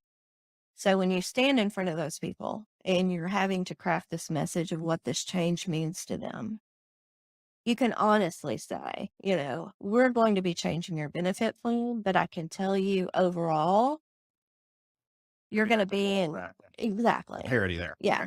There may be a few individual changes, but overall, everything's good. It goes down to PTO too. Mm-hmm. I mean, those things that are like extremely vital to making somebody happy. Yes. So that's what we talked about before we started recording. Everybody else here, by the way, pull the curtain back. We talked about recruiting, talked about retention, like everybody's faced those challenges. And so we're talking about what's happening in that space. And to your point, those things are, when someone's talking to you as an employer, they're trying to figure out how to distinguish between you and this other one. Like those come up as a conversation. So they matter already to our people. The psychological research, hold on, I'll wave my nerd flag for a second. The psychological research says that it hurts us more to lose something that we have, right? It hurts us more than any sort of pleasure or joy we get from getting something new. So if I already have this, even if you're giving me something that's just a little bit lower, it feels like it hurts a lot. And so understanding those things and being careful with that is really important. I'm glad you brought that up. Yeah, and I think you can't be, I think the initial noise that's going to happen when you go and initiate these changes is always going to be there, positive or negative, depending, and so you can't be dissuaded from what you're doing just because of that initial noise. Are you saying people have opinions, Beth? Is that what I hear from you? I'm saying they talk a lot, especially when they're unhappy. But don't just have opinions, but they're happy to share those opinions. Expect that, right? Expect some degree of that. Yes. All right. Do you do anything specific when it comes to, okay, we're getting a lot of negative feedback on this thing. Let's address that head on, or let's talk to the ringleader, right? Let's talk to the person who's most vocal about these to help them understand that maybe they're misguided or they're maybe off the mark. How do you do that? I think it really depends on what that noise is about. Okay. I very much believe that the reason my team is so efficient is because we have some standardized processes with standardized benefits. And so there's some things that I'm not willing to really change. And I think it really does depend on the noise. If we go in and find out, and by no means is our due diligence perfect ever.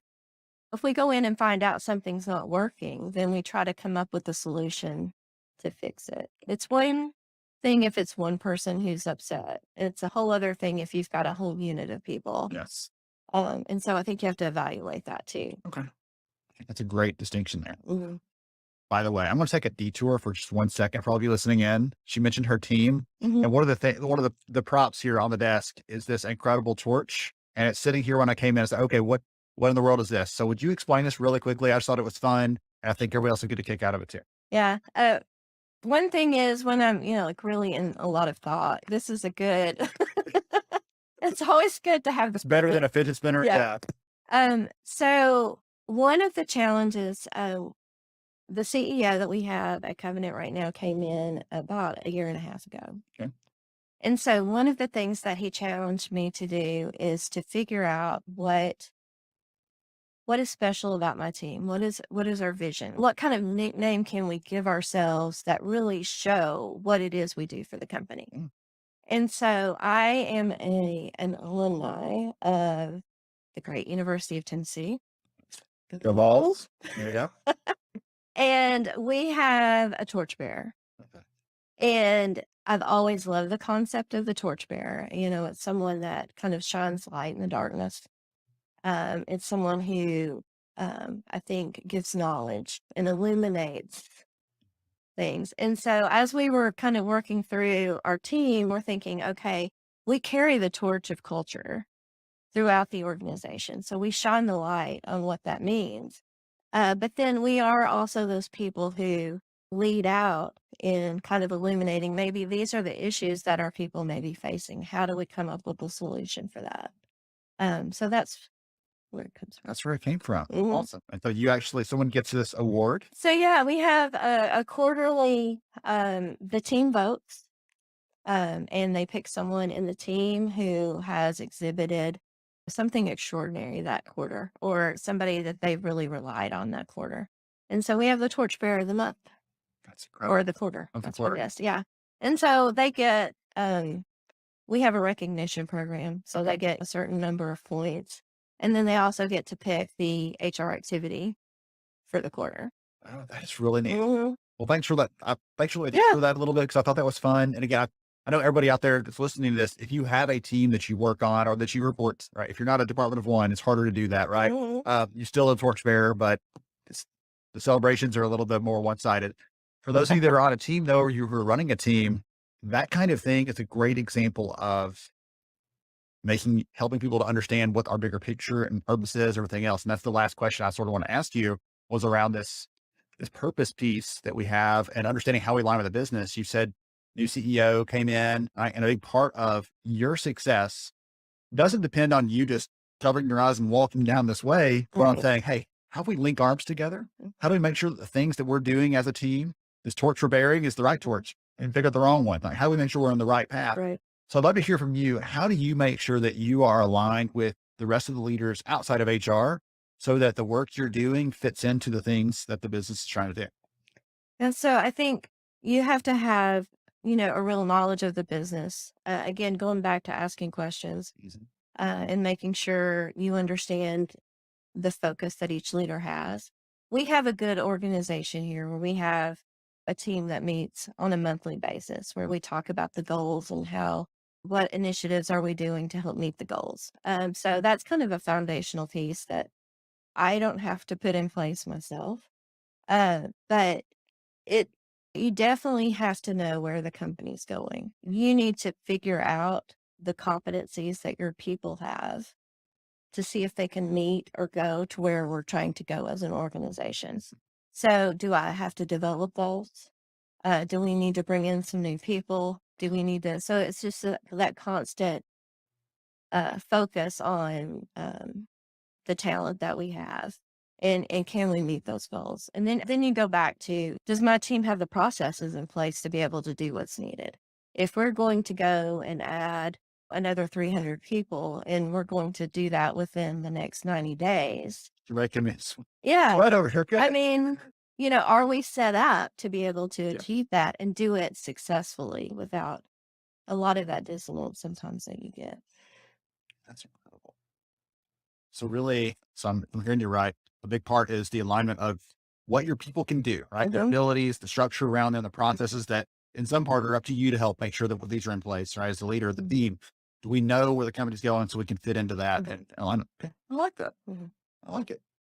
You hear a bunch of people talking about, do you have the right people on the bus, right? All those kind of things. That's the picture that I got when you started saying that, is like, we're going to make sure the right people are on the bus and the right seats so we can. Yeah. And I feel like that really is my purpose when it comes to the strategic piece of my job, is making sure that whatever that next step is that the company makes, that we've got the right people there to do it. Or do I raise my hand and say, wait a minute, we may need to take a little bit longer to get there because we've got to restructure the team that we have. This process is not where it needs to be. The tool we're using over here is, it's not scale, or whatever else. Okay. I would agree with that. I guess you wouldn't care if I disagreed because you're still right, but you can disagree. That's fine, because I don't. Well, I like that. Again, that's an encouragement for anyone out there who's leading a team, though, to remind you that it's not just your own, am I doing my job, but if I'm not enabling everyone who reports to me, then we're missing a chance to really maximize the capability of our whole team. That's just a great reminder. And I mean, there's so much focus now. I mean, and you recognize this on data and, being able to have the data to support the decisions that you make. And I think that's, a really good thing that HR is finally coming to understand. We have so much data, that can help drive a lot of those decisions. And it's just making sure that we're communicating what that is, so that we can help drive some of those initiatives instead of it coming top down and say, okay, this is where we're going. You need to do this, this, and this. Well, wait a minute. It's having that as a set of not just financial data. We've got data around the people and the talent. And that's one of the things we talked about before we even started recording, is the stability of the business doesn't just depend on how financially sound we are. It doesn't just depend on, do we have the right risk coverage, and is it people stable? Right. Do we have a stable plan for how to make sure the people are, the headcount's where it needs to be so we can actually operate and serve our customers? Because that's the thing that we took for granted for a long time. And increasingly companies are saying, hey, wait a minute, can I get some clarity on that? Right? Do you have some numbers you can share on that? How do we make sure, do you have a plan for this? If we make this decision, can we staff that out? Because we made that assumption for a long time that, okay, hey, we are going to have 300 headcount. By the way, there are 300 people in the city that are able and willing to work that could do this job, right? Or whatever else. So, or even now, which is, okay, we want to move into, this service line. Do we have the skill set? Do we have the knowledge to be able to do that? But then it's also from a turnover standpoint, how is that going to affect everything else we're doing? That's incredible. So someone has heard this and says, Beth is fun. Beth is brilliant, because that's what I say. They say that. Are you okay if they follow you on LinkedIn? Absolutely. Okay. I'll make sure and put Beth's link right there in the chat right now on the live stream, so you can connect with her on LinkedIn. I hope you've enjoyed this as much as I have, because I've got, I can't take notes because I'm here in person. My hands would be busy, but I've got so much good takeaways from this, and I've enjoyed this so much. Beth, thank you again for letting me barge in on your office and being Anytime. willing to share some encouragement with the people out there in the HR community. I know they needed it, and I think they're going to really enjoy this. Well, thank you. Everybody else out there, hang tight. Hang tight for more HR Summer School, as always. Yes, awesome. Thank you again, Beth, for being incredible, for being a great leader, and for also for sharing some ideas with you. George, I could make some guesses about what probably stood out to you, but I think you were most excited about maybe the Culture Torchbearer Award, maybe? What, speaking of other field trips, since we're on this field trip together, it really sparked, for many, that I was a pastor for 14 years, and I used to do a retreat called Keepers of the Flame. So as soon as she talked about the torch of culture, I'm like, man, we gotta have Keepers of the Flame too. Like if you're carrying the torch, who's keeping that flame for you? And so, we always try to inspire. That's part of our motto here at HR Summer School, is to bring inspiration. And so I want to commend her and her team for, carrying the torch of culture, but also for us to remember we need keepers of the flame. We need people who's going to fan our flame, that's going to be there for us. And so this is what this is all about. We're here for each other. We're fanning the flame for our network, and keeping it going each moment. So yeah, I love the torch and the communication piece. I think we've been talking about communication. It seems like every event communication comes up, and that's so important as well. And I can get all into that. I know you can. I'm going to ask you to settle down just a bit, George. Just settle. Take a deep breath for a second. I'll tell you that I did a study. We did a big research study about a year and a half ago, 2 years ago, and asked the workforce, hey, what's the most important skill that you need for future success? Not just today, but future success. And then separately, we asked HR leaders, what skill does the workforce need, not just to survive today, but for long-term career success? And independently, both of those groups said communication was the number one thing. And I think that's why we see that weaving through this, because we can say communication and we can read about it, in articles and all this other stuff, but it comes down to what it looks like in practice, what it looks like doing it. And it doesn't always turn out as easily and neatly as sometimes the textbooks say it will. So I think that's why one reason it comes through this. And the leaders listening into this, you can just watch the comments. They are experts at what to communicate, how to do it, when to do it, right? To whom to do it, all those kinds of things. So all kinds of good stuff. All right. So thank you again, Beth. Well done, my friend. Appreciate hearing from you. We are moving on to Julie, and then we're going to have a quick break. George and I are going to have a chat. We're going to celebrate our Unity Award winner for this year. We're going to give away some things after this next conversation. So stay tuned for that. Next up, we're going to hear from Julie Devlin from the team over at UKG. Julie she's incredible. She shares a lot of ideas every day. She's a speaker, so she gets to go out and share these messages and bring encouragement and positivity to the HR community, and some ideas too, as you'll hear in this conversation. And this conversation was actually recorded at the SHRM conference this summer down in New Orleans. So had a chance to meet some of you in person. So shout out to those who came by. I was wearing my summer school shirt, and I had people run through the hallway and grab me up in a hug and surprise me pretty heavily. Yes, I was walking in the street one evening, coming back from a dinner with a client, and someone jumped out. I'm thinking, I'm about to get mugged. And no, it was just someone that wanted to say, hey, summer school, yes. So great to see people in real life. So that's why I recorded this one with Julie. So I hope you'll enjoy this conversation. We talked about renegotiating the psychological contract, which sounds kind of abstract, but we're going to get really deep into some details and some specifics in that. So hang tight. Let's hear from Julie. Hey, everybody. I hope you're having a wonderful day. We are here at beautiful New Orleans. It is humid and muggy here for the SHRM conference. And I'm here with my good friend, Julie, and we're going to be talking about some of the things that all of us are thinking about. All of us are worried about. All of us are concerned about when it comes to take care of our people. And I'm so pumped about this. But before we get to that stuff, we can take a second, let everybody know who you are, what you do, please. I'd be happy. Thank you so much, Ben. My name's Julie Devlin. I work for UKG, which is Ultimate Chronos Group. And I'm HCM strategic advisor. And that really is a lot of words that basically says I do some consulting and I speak also. I'm looking forward to speaking here at SHRM.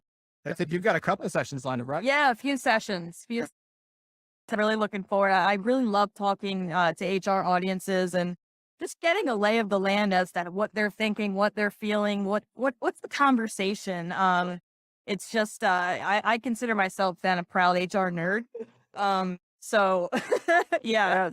You're a good company here. My friends think it's a little odd, but hey, whatever makes you tick, I guess. Can I tell you something that like blew me away? So they had a career day at school recently. My 7-year-old put on there, he wants to be in HR. Awesome. They're like, this heavy the proud moment never. Who cares what else happens? It's good. That's So, amazing. That's Goodness. amazing. Okay, so we're going to talk about some fun stuff in this. One of the things you and I were kicking around is this you like to talk about, it's a psychological contract. Yeah. I'd like for you to rewind a little bit because not everybody remembers that class in college where they talk about this concept. But I think it's a great way to describe some of the dynamics that are happening right now. So would you reset for us? Yeah, absolutely. So when I was in graduate school, I learned about this concept of the psychological contract. That was eons ago. But it wasn't until my background is as a practitioner. I spent 17 years as an HR VP. And it wasn't until I started actually working in the field that I was able to apply the concepts of the psychological contract to help me understand employee behavior better. So you might be saying, what is a psychological contract? And that's okay if you don't know. It's the exchange relationship between the employer and the employee and vice versa. So it has to do with fairness and it has to do with expectations of each party. So I'm an employee. My employer expects certain things of me. I need to know what those things are explicitly and vice versa. Does that make sense, Ben? It absolutely does. Okay. Yeah. And it sounds so simple, but it's not. Well, it seems like this. We take all these great things and put them into models and everything else. Oh, yeah. In the psychology world, it's like, well, here's how people work. Let's put them in this box. And then you get out of the real world like, holy moly. Yeah. This person, they cause this problem. They do this thing. Like, no rational person ever does that. And you're thinking, well, yeah, that's love from HR. And the thing about the psychological contract that makes it, to me, again, HR nerd, so interesting is it's not written. It's not something you can sign. It's not something you can see. It's dynamic and it's constantly changing. So that's job security for us in HR. Yes. The more uncertain things are, the more there's going to be a need to be human in the mix. Absolutely. Right? An HR person especially. So one of the things that comes to mind when you say this contract term, forgive me, I'm going to go that like a real thing. Yeah. Is when we have a contract, you and I look at the terms, we agree to those things. And I would make the argument that in the last year, some of those terms of that contract to be renegotiated. 100% true. Yeah. So, yeah. And that's something that I see a lot when I consult with HR folks. They're wondering why their employees are leaving. We talk about how folks are leaving their jobs. Well, it's because their expectations have changed and the employer's not able to sort of keep up with those expectations. It's not always easy though. What are those expectations? Any ideas on what's changing there? Well, I think the low-hanging fruit is the flexibility, right? And I think today's employee almost demands flexibility. Now, that's easier said than done, especially in fields where you have 24-hour shifts. You have to cover these shifts, or in a field where you're servicing people and helping people. Taking care of others, nursing, all that kind of stuff. I mean, it's difficult to provide that flexibility. So what I'm seeing is employers are having to sort of go outside the box a little bit. Gosh, that was so cliche. There we go. But they are to sort of help their employees have some of that flexibility. Can I give you a data point on that? I want you to. So in our big research that we did at the end of last year on the great reprioritization, it's just so accurate. It's so much harder to say. It doesn't roll off the tongue. One of the things we found in there is we asked employees, what does flexibility mean to you? And where I work is number 5 on the list. Number 1 is autonomy and control in the day to day. Right? Trust me. Julie hired me, but then she's like, okay, now forget all that stuff, Ben. Just do it like I said. Not that you would ever do that. Right? But autonomy, flexibility, and the benefits options I have. Let me choose the things that matter to me or my family. Don't just lay it all out there. Assume everybody have the same needs. Flexibility and training options that are available. Flexibility in how I schedule. All these kinds of things are right to hire for employees than where I work. Interesting. And it makes a lot of sense. I think that over the past few years, with COVID, priorities have changed. I think people's concept of time has changed and how they want to spend their time. Oh, yeah. And I always say this: we can't unsee what we've been through. So many people have worked differently over this time, and if employers are telling them they have to come back and go back to the way things were, there needs to be a lie behind that. Now, that's partly with the psychological contract, right? I mean, that's a renegotiation of the psychological contract. So I've been doing my work all this time and I've been getting my work done. And in some cases, I've been even more productive. Yeah. So why do I have to change? Well, that's interesting.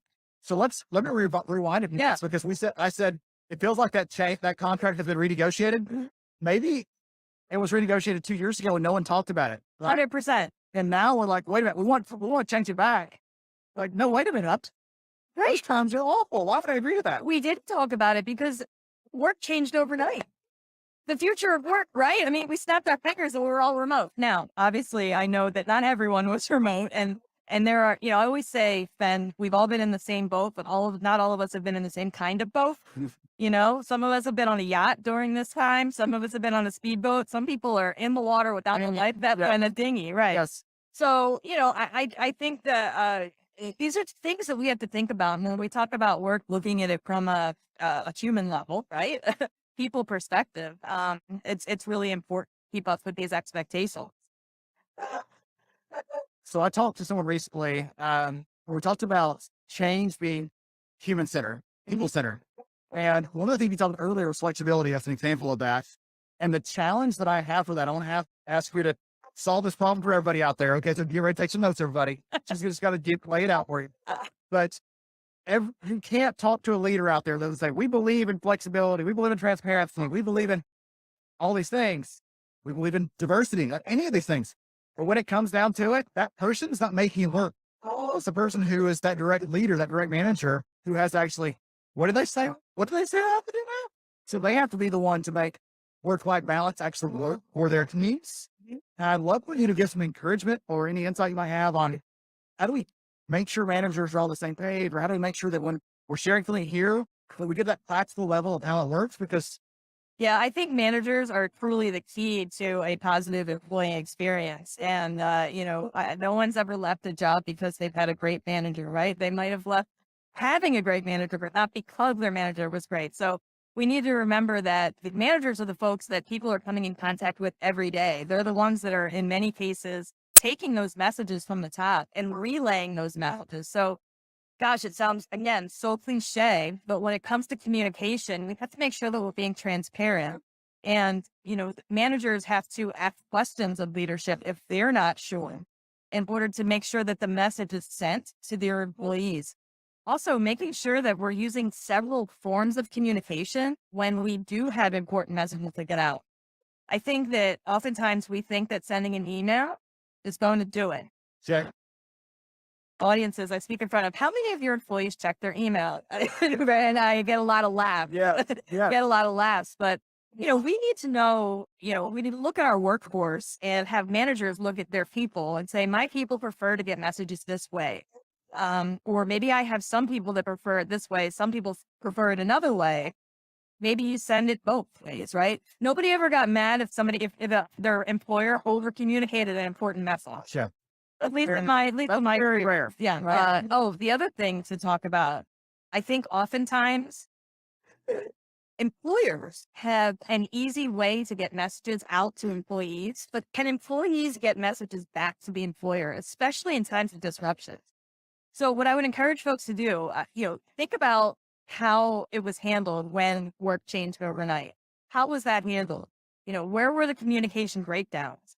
And I think it's important for us to sort of review what worked, what didn't work, where are the opportunities to improve. And that's not something that can be done just on a managerial and CEO, C-suite level. I think that there needs to be focus groups, employee. Focus group, skill level, 100%. those kind of things. Okay. Yeah. That's just my opinion. It's what's wild is like you and I, as soon as the stay interviews, like, oh yeah, good idea. Oh yeah. I was on an event a week ago and someone said, you should do stay interviews. And someone said, what are those? Oh, a lot. I find a lot of folks still. Yeah. And again, I fool my audiences. How many what was it? I don't even know what today is then, but a few days ago I was speaking I'm speaking to a crowd of HR folks. And I said, how many of you do stay interviews? So they had about 100 people in the room and 2 people raised their hand. Yeah. That's like moly. Now, I don't think we can overstate the importance of something like a stay interview to the psychological contract and upholding that psychological contract. Why? Here's why. Yes. Why, Julie? Because part of upholding that psychological contract is making sure that we're meeting employees' expectations. But those expectations are constantly changing based on several factors. So how can we be sure that we're meeting them 100% when we're not when we're not having regular check-in? I'm meeting your expectations from 6 months ago. Aren't they the same now? Well, no, my life has changed. I want you to see me as more than the worker, but I have a life outside of work as well. The way I've been putting it lately, because it's very vivid. It's like that person is more than a bundle of skills that you're renting right now. 100%. Okay. Yeah. We've got a sequel of what we say, like, oh, that sounds kind of weird, but that's what it is. Since we just see them. Yeah. We have brought more of our authentic selves to work over the past few years than we've ever brought before. And I think that employees background, it's okay. Employees, there's an old view of work where you have work and life separate. And now those two things have sort of collided. And I think that, prior to COVID, even they were those lines were starting to blur. But again, we talk about this acceleration and, how work has just shifted, and it's just, the dynamics are amazing. But you know what, Ben, it's an exciting time to be an HR. Job security. Yeah. Opportunities now. Yeah. All right. Can I ask you what it feels like maybe a silly question, may not. Should the leaders listening here think about writing some of this contract notes? Like, this is our commitment to you, or this is what we want it to be like. Most people have a mission statement, but yeah. At its core, it's a very individualistic thing in terms of the expectations. Now, it would be hard to do because each person the other thing about it is when we come to work at a job, we bring our expectations based upon what we've gone through in the past as well. You as an employer may be doing everything right, and you may have an employee who had a really bad experience at their other job, and they may be hesitant, or they may not trust you as much. Get there. Yeah. So, I think writing out some things absolutely can be beneficial, but I think it would be difficult to do over each. It would be difficult to say, we're going to meet your needs and your needs, but to say, this is who we believe at the company, because everybody's got those lot statements on their career site, things like that. Like, oh, we want all these things, but that feels very fake. What we find it does. So what we find in the research is when you ask, for example, candidates, what kind of video you want to see in the hiring process, they say, I want to see someone else that looks like me, that sounds like me. I don't care if it's raw, if it's like this, they're on site. I don't care if it's that. They like that more than the very polished culture and things like that, because it feels real. Absolutely. Representation matters, and authenticity matters. Today's employee is a well-educated consumer. and you can guarantee that if they're coming to work for your company, they've done their homework. Yeah. I mean, and they've done their background check, and they've talked to people. They've Googled you. They've gone on Twitter to look, see what's being said about your organization.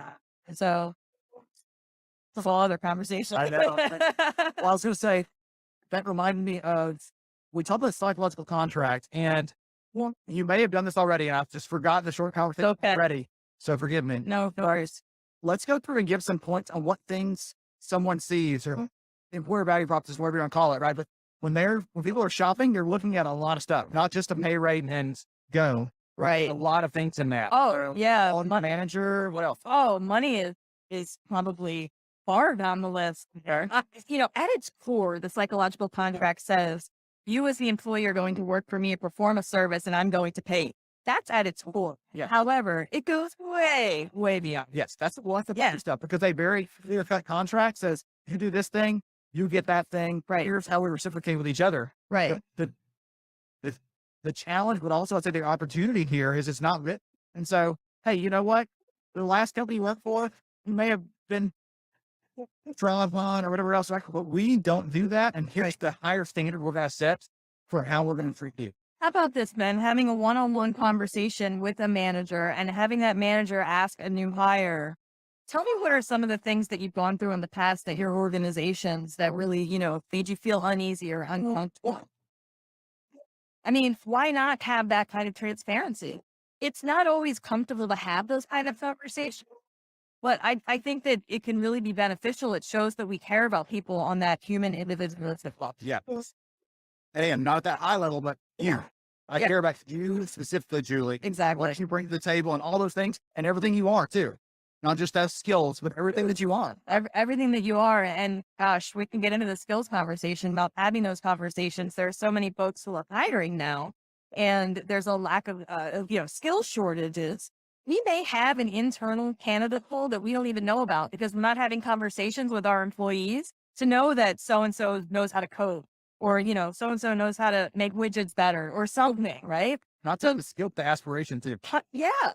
And who can we grow? It's a mutually beneficial thing, both for the employer and the employee. So much to it. It's that easy, Ben. It's that easy, right? It's all been 47 things you too can keep at your voice. We're joking. Yeah. It's not easy, but I hope that those of you listening to our conversation, it just gets you thinking about things a little bit differently. And I think oftentimes in life and in business, we feel like we have to make huge changes right away, right? What if we just made some small changes here and there? Yes. Just move the needle a little bit. That compound interest is going to grow, right? And I think that you'll see results. You said compound interest. I did. Is that good? Oh my God. What? You don't know my phrase. No. When you said that is hilarious. Okay. Did I steal it great? We have nerds over here. The way that I put it is the compound interest of a great employee.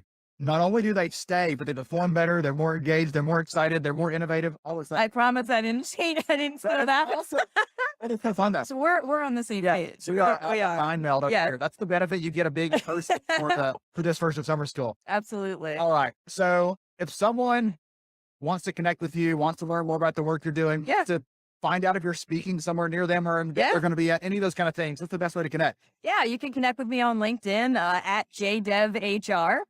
You can also connect with me on Twitter at JDevHR.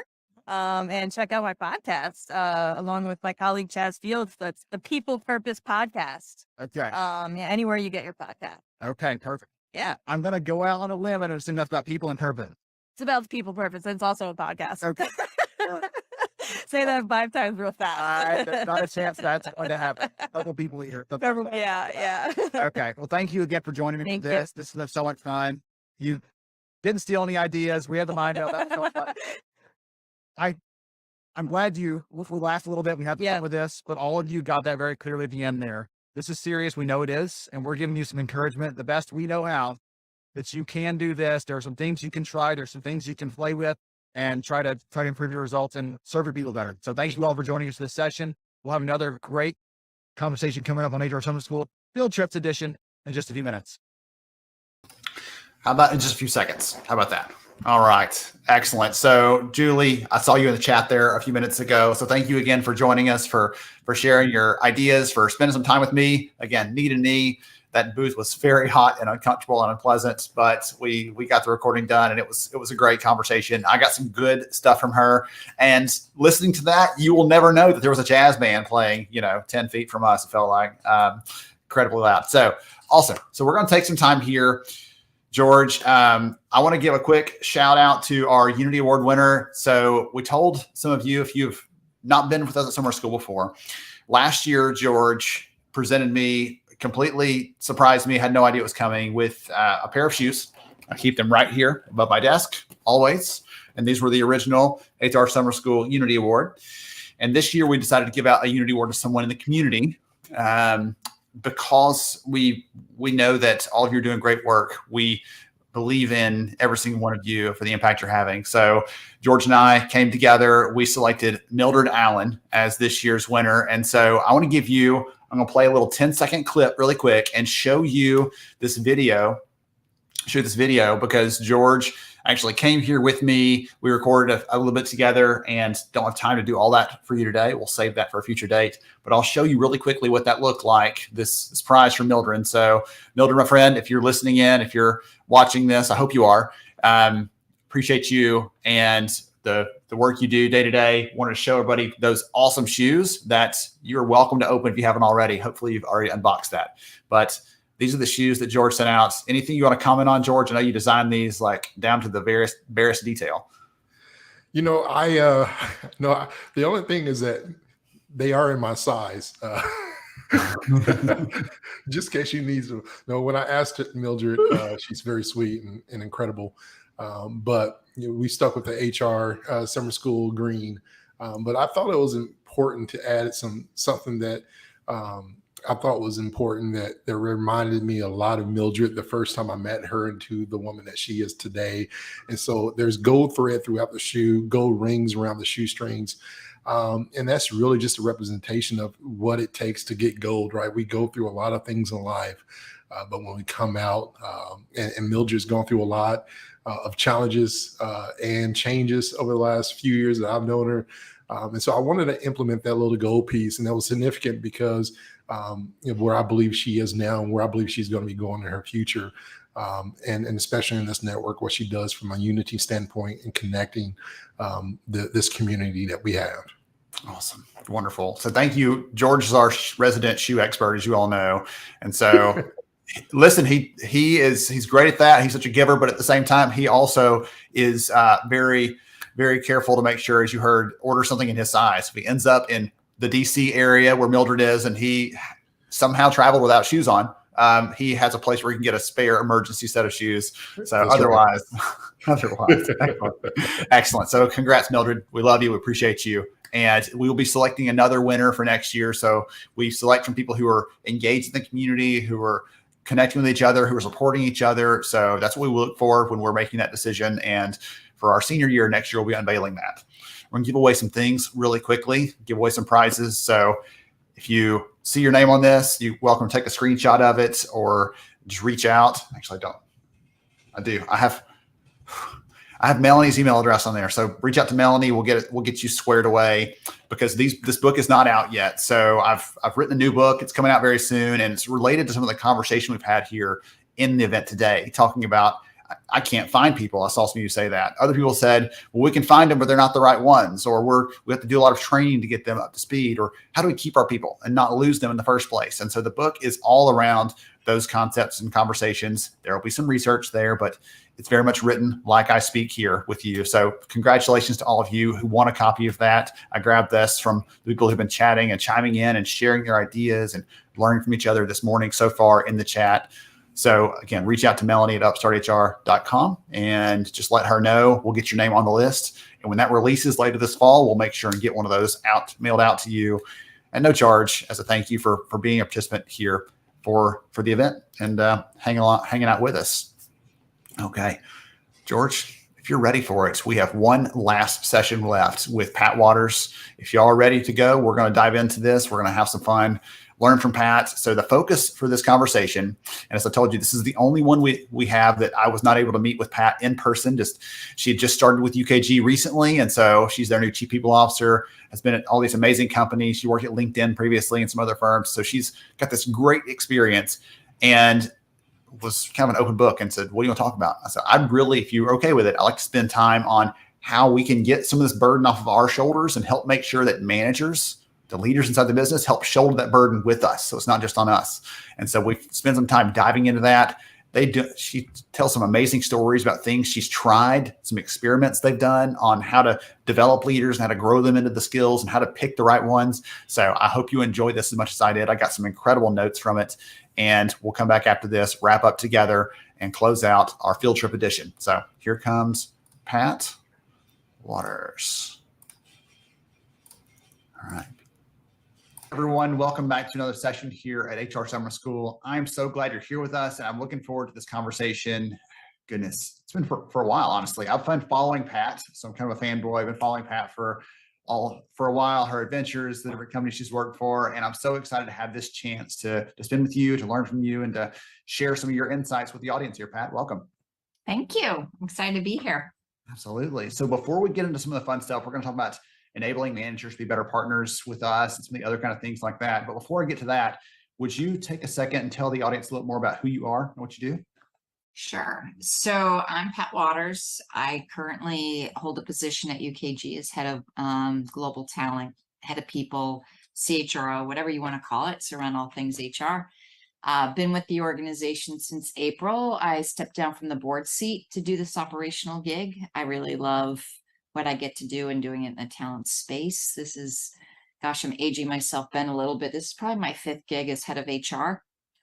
So I love all things talent, and I'm a mom of 3. I'm a new grandma. She is 2.5 months old. I know I'm really young to be a grandma, but I am. And I surfed for the first time in my life 2 nights ago. So a little bit about me. Oh my goodness. Surfed for the first time. I've never done that. So it was scary? fun. Was it fun?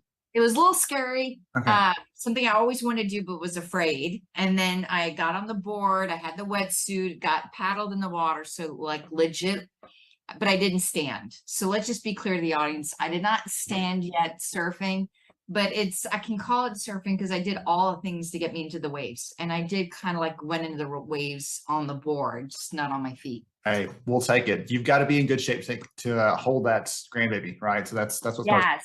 So we can't risk that. Okay. No. So I'll go slow. I'll go slow on the board. Excellent. All right. So one of the things that you and I both know, again, based on your own experiences, you've seen this firsthand, and I know from my own experience working in HR and now working alongside HR leaders, is we know so much of employee satisfaction on the job really depends not just on all the stuff that we touch, but on their manager. That relationship matters so much in how they feel about work, how they feel about their job, how they feel about the tasks they do, like to the very specific level. And I just love to cast a big net for you to open this up and ask, what can we do from our position to help enable these managers to be better people leaders? Gosh. So yeah, I agree. Managers are the pivot role, right? They have such an impact. And I heard somewhere that managers have more impact on our mental health than our primary doctors do.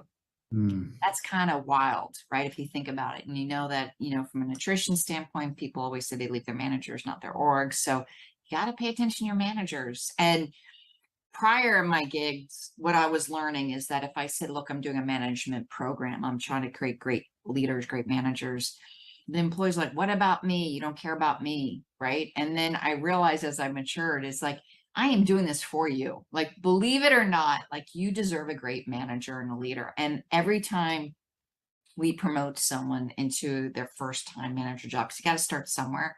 We're kludgy. I sucked as a manager my first year. I sucked. Right? Same here. All of you that sucked, raise your hands, because we all sucked.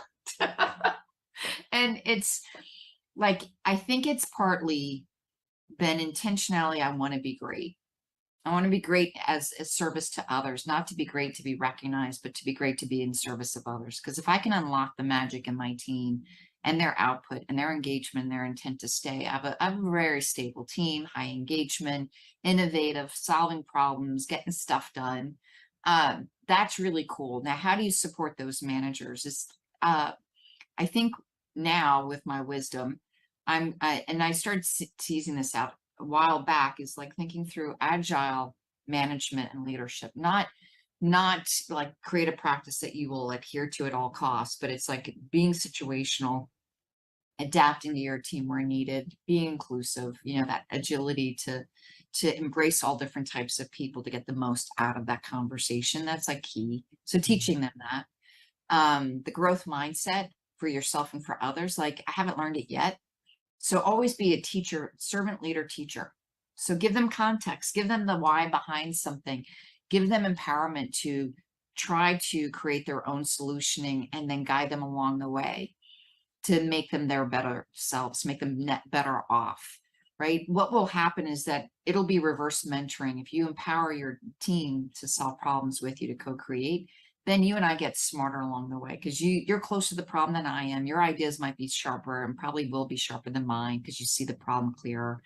I will get smarter in the process, and then I can dabble on some wisdom on top, right? So I think leaders need to have the vulnerability to listen, the growth mindset, the agility, and the vulnerability to know that they're not great at first and seek feedback along the way.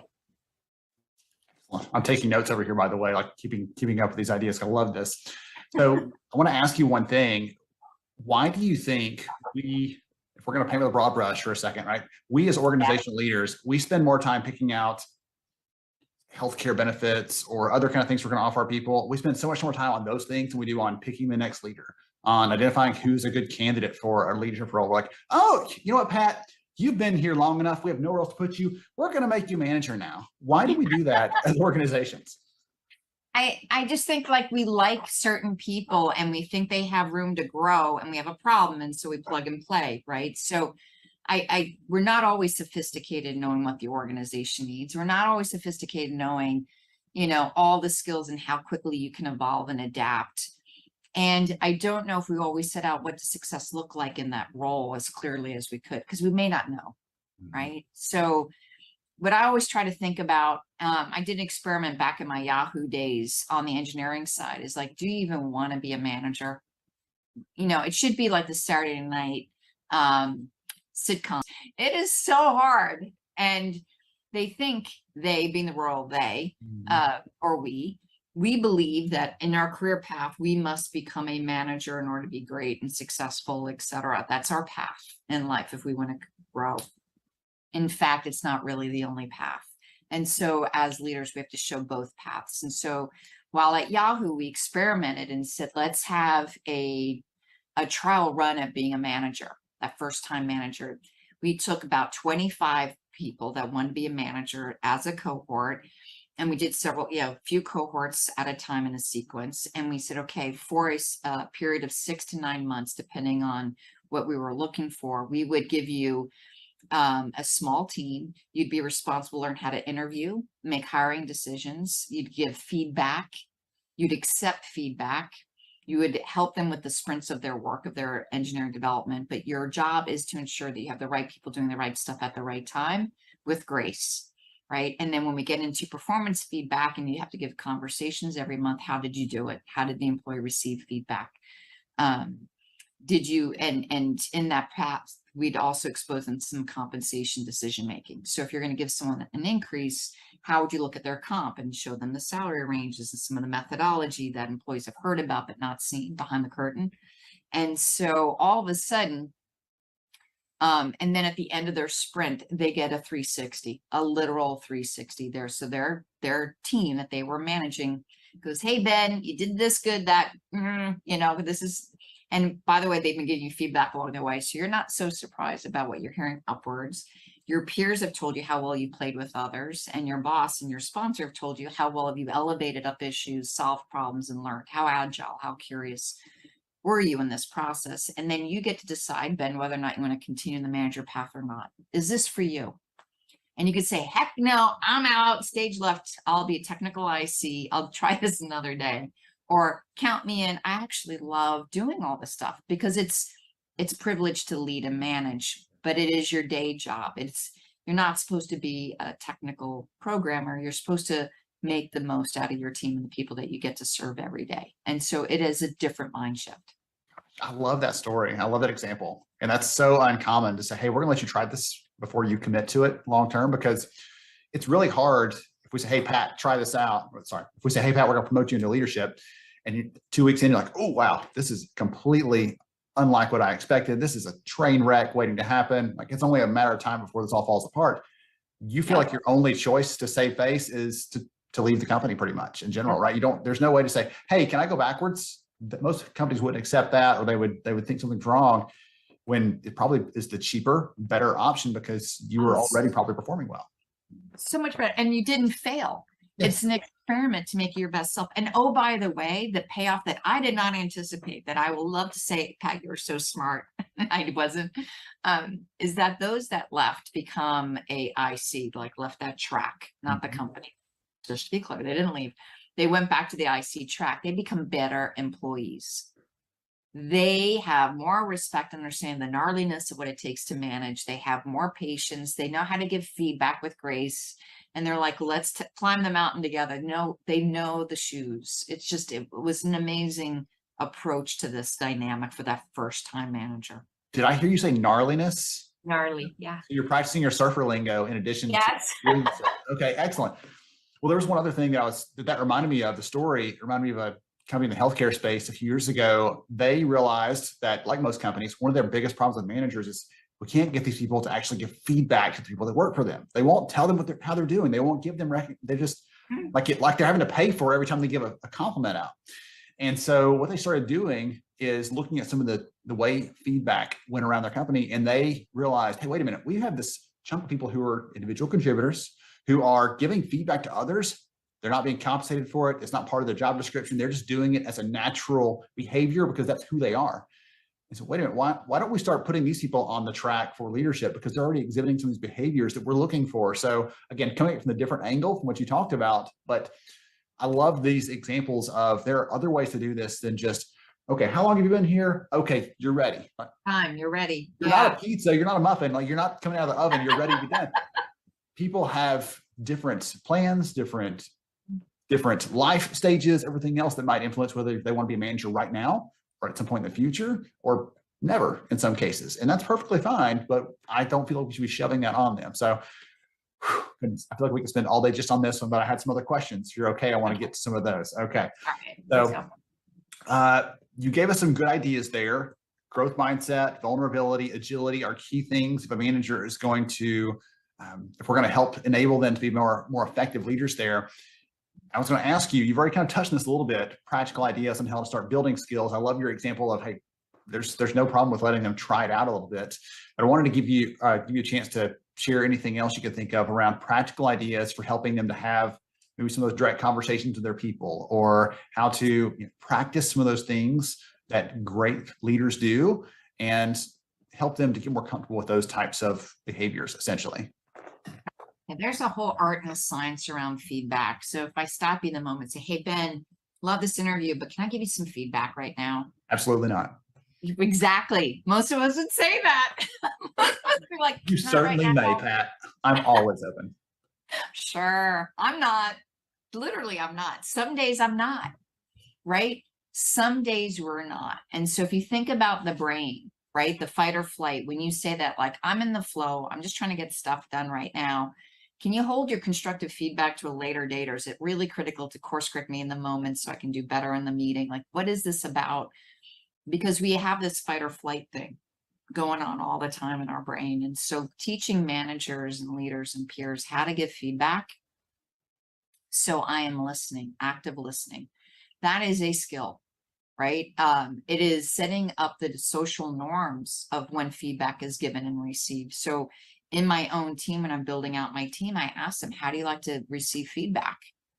You know, how do you want to grow? What do you want to grow? How do you aspire to be great? Like help me understand. And when do you want me to coach you in the moment? When do you want me to do batch processing, so to speak? Like, let's check in every couple of weeks or a month and say, how are things going on goals and setting and things of that nature? And so not one size fits all again, right? That's why this management gig is really hard. And then really listen to your employees, right? And so I have people that want to be on my team that say, Pat, I want to be a great CHRO. I'm like, all right, well, I love that. So what does that mean to you? What is it, why do you want to work for me? Like, tell me more what you want to learn. And they want to learn how to be human-centric, systems thinking, enterprise aware, business savvy, whatever those things are. And I said, okay, then in your path of learning and doing your day job, do I have your permission to give you feedback along the way where we have opportunities to grow in these areas. Like if I think your elbows are out, can I smooth out your elbows? If I think you're not thinking about the business or you just think about your function, can I course correct you in the moment? How do you want to go on this journey of development with me? Putting them in the owner's seat kind of thing. And then when I get to that feedback, they're more than willing and they're actually hungry for it. I mean, they are so hungry for it. But I've negotiated in the front end so it doesn't feel like I'm doing something to you. We're doing it together. And then I always end the conversation like, how can I be a better partner to you to achieve your goal? What as your manager do I need to do better to make sure that you are net better off by having worked with me? How can I help? It reminds me that approach that you take. You said we couldn't give you credit earlier for the other idea. We can give you credit for this one. So you get credit for all the good stuff, right? From here on out.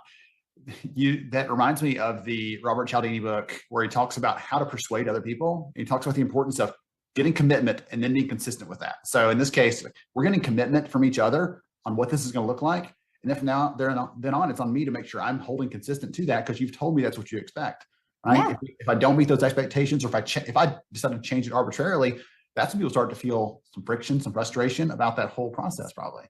Yes. And it's like, and it takes a couple of times, like they've said that. And I'm like, all right, so then there's a moment and they're exhibiting things that I don't think is like teaching the enterprise way of thinking or human-centric way of thinking, whatever that thing is. I'm like, all right, remember when we decided to work together, you asked for this. So I'm giving this feedback with like a lot of clarity and tough love to make sure in the moment you see exactly what I see. And if you don't, let's have that rumble now. How did you approach it? How did I see it? You know, this is how I would approach. There's many ways to approach, but do you agree that your approach was like less than ideal? Because if you can see it, then we can do something with it. Maybe my path's not the right path, but if you can see the difference, we can grow together. And they're like, yeah, I did ask. You're right. Yes, you're right. I want more. What strikes me there is the importance of really understanding that person. Because the way that Pat wants it is not the way that Ben wants it. It's not the way that anybody listening in right now. You probably have your own thing, right? Your own approach, your own way of working, your own way of how I'm going to process this. The closest parallel I can think of is we have 4 kids. So I beat you by 1, but I'm talking with our older ones who are twins. And even them, they have very different ways of receiving feedback from a coach during sports. Yes. Them, like yell at them, get them fired up, get them jazzed up. The other one, you yell and she shuts down immediately. And so, again, probably less yelling at work, but the same kind of thing. The way we interact, the way we approach that, you may think, well, this is the best way. But if it's not the way that person is going to receive it, then you're missing a chance to really bring the best out of them ultimately. Yeah. And that's why I always go back to the agility, situational leadership, and it's a co-creation of how you want to grow together. It's not just my way. It's like, how do you want to grow? And then if it doesn't, let it calibrate, because maybe coming on too strong. Maybe I expect too much. Maybe now's not a good time. Like, we'll figure it out. Well, that's one of the things too. The first thing you said was the timing piece. And it's so easy to overlook that. But if someone has had the hardest day at work in a long time, they've dealt with these 3 big things, or if you hit them right there in that moment, you go to your accounting team when it's the end of the quarter and say, hey, I'd like to give some feedback on how things are going. And I was like, get out of here and come back next month, this is not the time. And the same thing applies to any one of our people. We've got to be cognizant of those kinds of things. Even if we're ready to give it, even if it's like we feel like it's the right time, if they're not ready to receive it, again, it's not going to land with the intended impact. We don't want to create frustrations out of this. We want to help them ultimately to perform better. That's the goal here. And we're trying to help them be who they're meant to be. So excellent. Totally agree. And I've actually said today's not a good day for my feedback. Like I've had some critical feedback in my day already. My cup of development is running over. Absorb my feedback. No more feedback. Okay, I'll hold mine for later, Pat. So I'll hold only mine. if it's great, then bring it on. Okay, so we've got some really good ideas here out on the table for people that are trying to enable managers to be better partners and everything else in this process. And one of the things I want to talk to you about a little bit is how the conversation of belonging fits into this. So this may feel like a little bit of a departure from the rest of this line of thinking, but we've just finished some new research that shows that whether someone feels like they belong at work or not, there are very strong correlations to how they feel about their manager. They don't feel like the manager supports them. They don't feel like they belong. I'm not part of this place. I'm just, here until I find something better. But if they feel like they belong, then they are more likely to say, I am here, I'm committed, and my manager supports me, and I feel like the company is all these things. I can go down that rabbit hole, but there's all these things that are wrapped up into this concept of whether they feel like they belong or not. And the thing that hits me is, you ask any one of you listening right now, you ask your leadership, hey, do we want to create a culture where people feel like they belong? All of them would say, yes, absolutely want to do that. But then it boils down to the level of that manager actually doing that for their teams and making them feel like they belong and feel like they're part of something bigger and more important. And I'd love to get your input on that piece of that, because we talked about some other aspects of that relationship, but I feel like this is an important one that we can't do ourselves. I can't make someone feel like that manager cares about them and like they really belong on that team. That manager has to do that. But if you tell a manager today, hey, go make your team feel like they belong, do I take them to ice cream? Like, what's the answer to this? So I'd love to hear from you what thoughts you have around that. So let's take this up 10,000 feet for a quick second.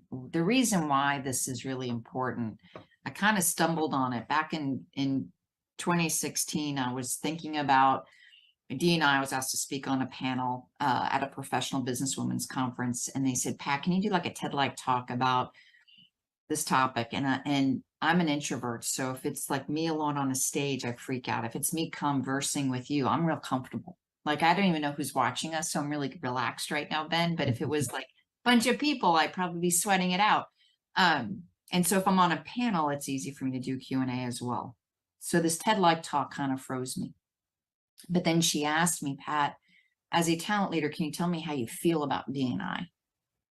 And I'm like, wow, that's a powerful question. Asking someone how they feel about something is different than what you think about it. And so I did not answer right away. So let me give you time. Let me think this through and see how I feel, which in and of itself was telling. As head of talent, I already know how I felt about it. I did not realize how transparent I was in that call. And the next day I came back and I said, look, D&I is necessary, but not sufficient. If you are going to drive huge transformation, if you're going to build a better company, if you're going to impact the world, if you're going to pursue your purpose, then you have to grab people's brains and their hearts. You have to.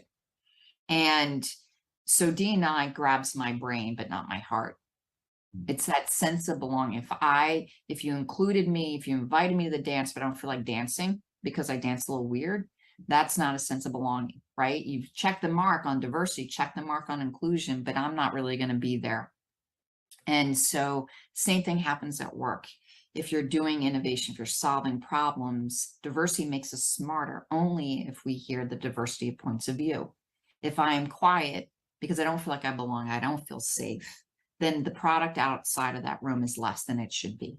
We have groupthink. So belonging and that ability to have psychological safety matters for work output. The other thing that's tricky about belonging is that we're genetically wired to want and need to belong. It's a survival tactic. So back in the cavemen women days, we were all diverse for a reason, for survival. So we do hunters and gatherers. Introverts and extroverts is also genetically wired in us, interestingly enough. And so if you're genetically wired to belong, it's a safety mechanism. So if I belong to a community and I serve a unique purpose, you will take care of me. If I'm the cook of a house of 4 children, you need me. You need me. I feel like I belong there, right? You're going to love me for my food and my cooking. Everyone's fed. You have a child that does the cleaning. I love them. I need them, right? The community works, right? So in a team, as a manager, you have to not only think about inclusion, you have to think about belonging and creating the safety for them to speak up. Because then you actually slow our neurological roll to think through, what do they mean? How do they mean it? What is the outcome of that? How do we make it better? And then thanking them for their point of view, and practice the yes and. Teach them how to be, play devil's advocate, how to do that with the team. Just wanted to get along with each other. So they were never constructive criticism on any idea. There was, oh, that's great. Ben, you're so smart. And so how do you go, Ben, yes, I love your idea. If I'm playing devil's advocate, I think the one weak spot that someone might point out would be the following. Of course, I wouldn't point it out, but someone would if I'm playing devil's advocate with you. And so I don't feel attacked, right? I don't feel like I'm attacking Ben. I don't feel like I'm attacking my friend. I feel like we're just being constructive thought leaders. So there's ways to create that. And if I give people space to do this, that sense of belonging goes up. Tips and tricks for this audience. This is so passionate for me, Ben. I apologize, but bring it. That's why you're here. Yeah, it's like, welcome to our team. Language matters. Not my team anymore. It's our team. As soon as I hire you, it's us, not you and them. It's us, right? It's us. It is introducing the human, not their gig. My job changes with every company I go to. My title might even stay the same, but what I do and my purpose kind of evolves over time. And so introducing that you like to water ski and you like basket weaving and you have 4 kids, that's the human. That's why I said I'm a surfer, I'm a grandma, I'm a mom, I'm this, more than my job. I am this in a bag of tricks. That's the human. That helps with one. I smiled so big when you said that a minute ago, because one of the things that I accidentally started doing all those years ago when I was introducing new employees and bringing them in after onboarding and orientation. Okay, hey, this is Sarah. She also has a dog. Oh, and this is Phil. And when he's not here, he plays in the band on the weekends. And I went around looking for ways to connect them to each of those people, because at the end of the week, it was like, oh gosh, there's 47 faces and all those names, and I have no idea who's who. Oh yeah, he's the one with the dog, and she's the one who played the band or whatever else, right? They could come back to those connections for people. And I was doing those kinds of things to try to help them feel some sort of association or find a point of contact, like, oh, me too, or I've done that in the past, or my husband does that, or whatever other thing they could find there to make them feel like there's a point of connection between them. There's a psychologist that I follow that uses the term tether a lot, and it helps me to identify these. Do we feel tethered to the people around us? Do we feel like we're connected together? Because if we don't, we feel untethered. Why are we staying? We'll find someone else. Someone will call us with a job offer, and they'll offer something to us. Our brain hears those tethers. They'll hear it as, you'll feel like you belong. You'll feel like you're connected here. And that's what we're always seeking out. If we don't have a place where there's already some connection, those offers, those options sound more appealing than ever. So I love the way that you've laid out some of these ideas here, because it really, for me, it helps me to think about this in a more tangible and specific way. As I said earlier, any leader could say, yeah, we believe in that whole belonging thing. But when it comes down to it, that manager's got to believe it and has to execute on it, or it doesn't matter what we say from a leadership perspective. Totally agree.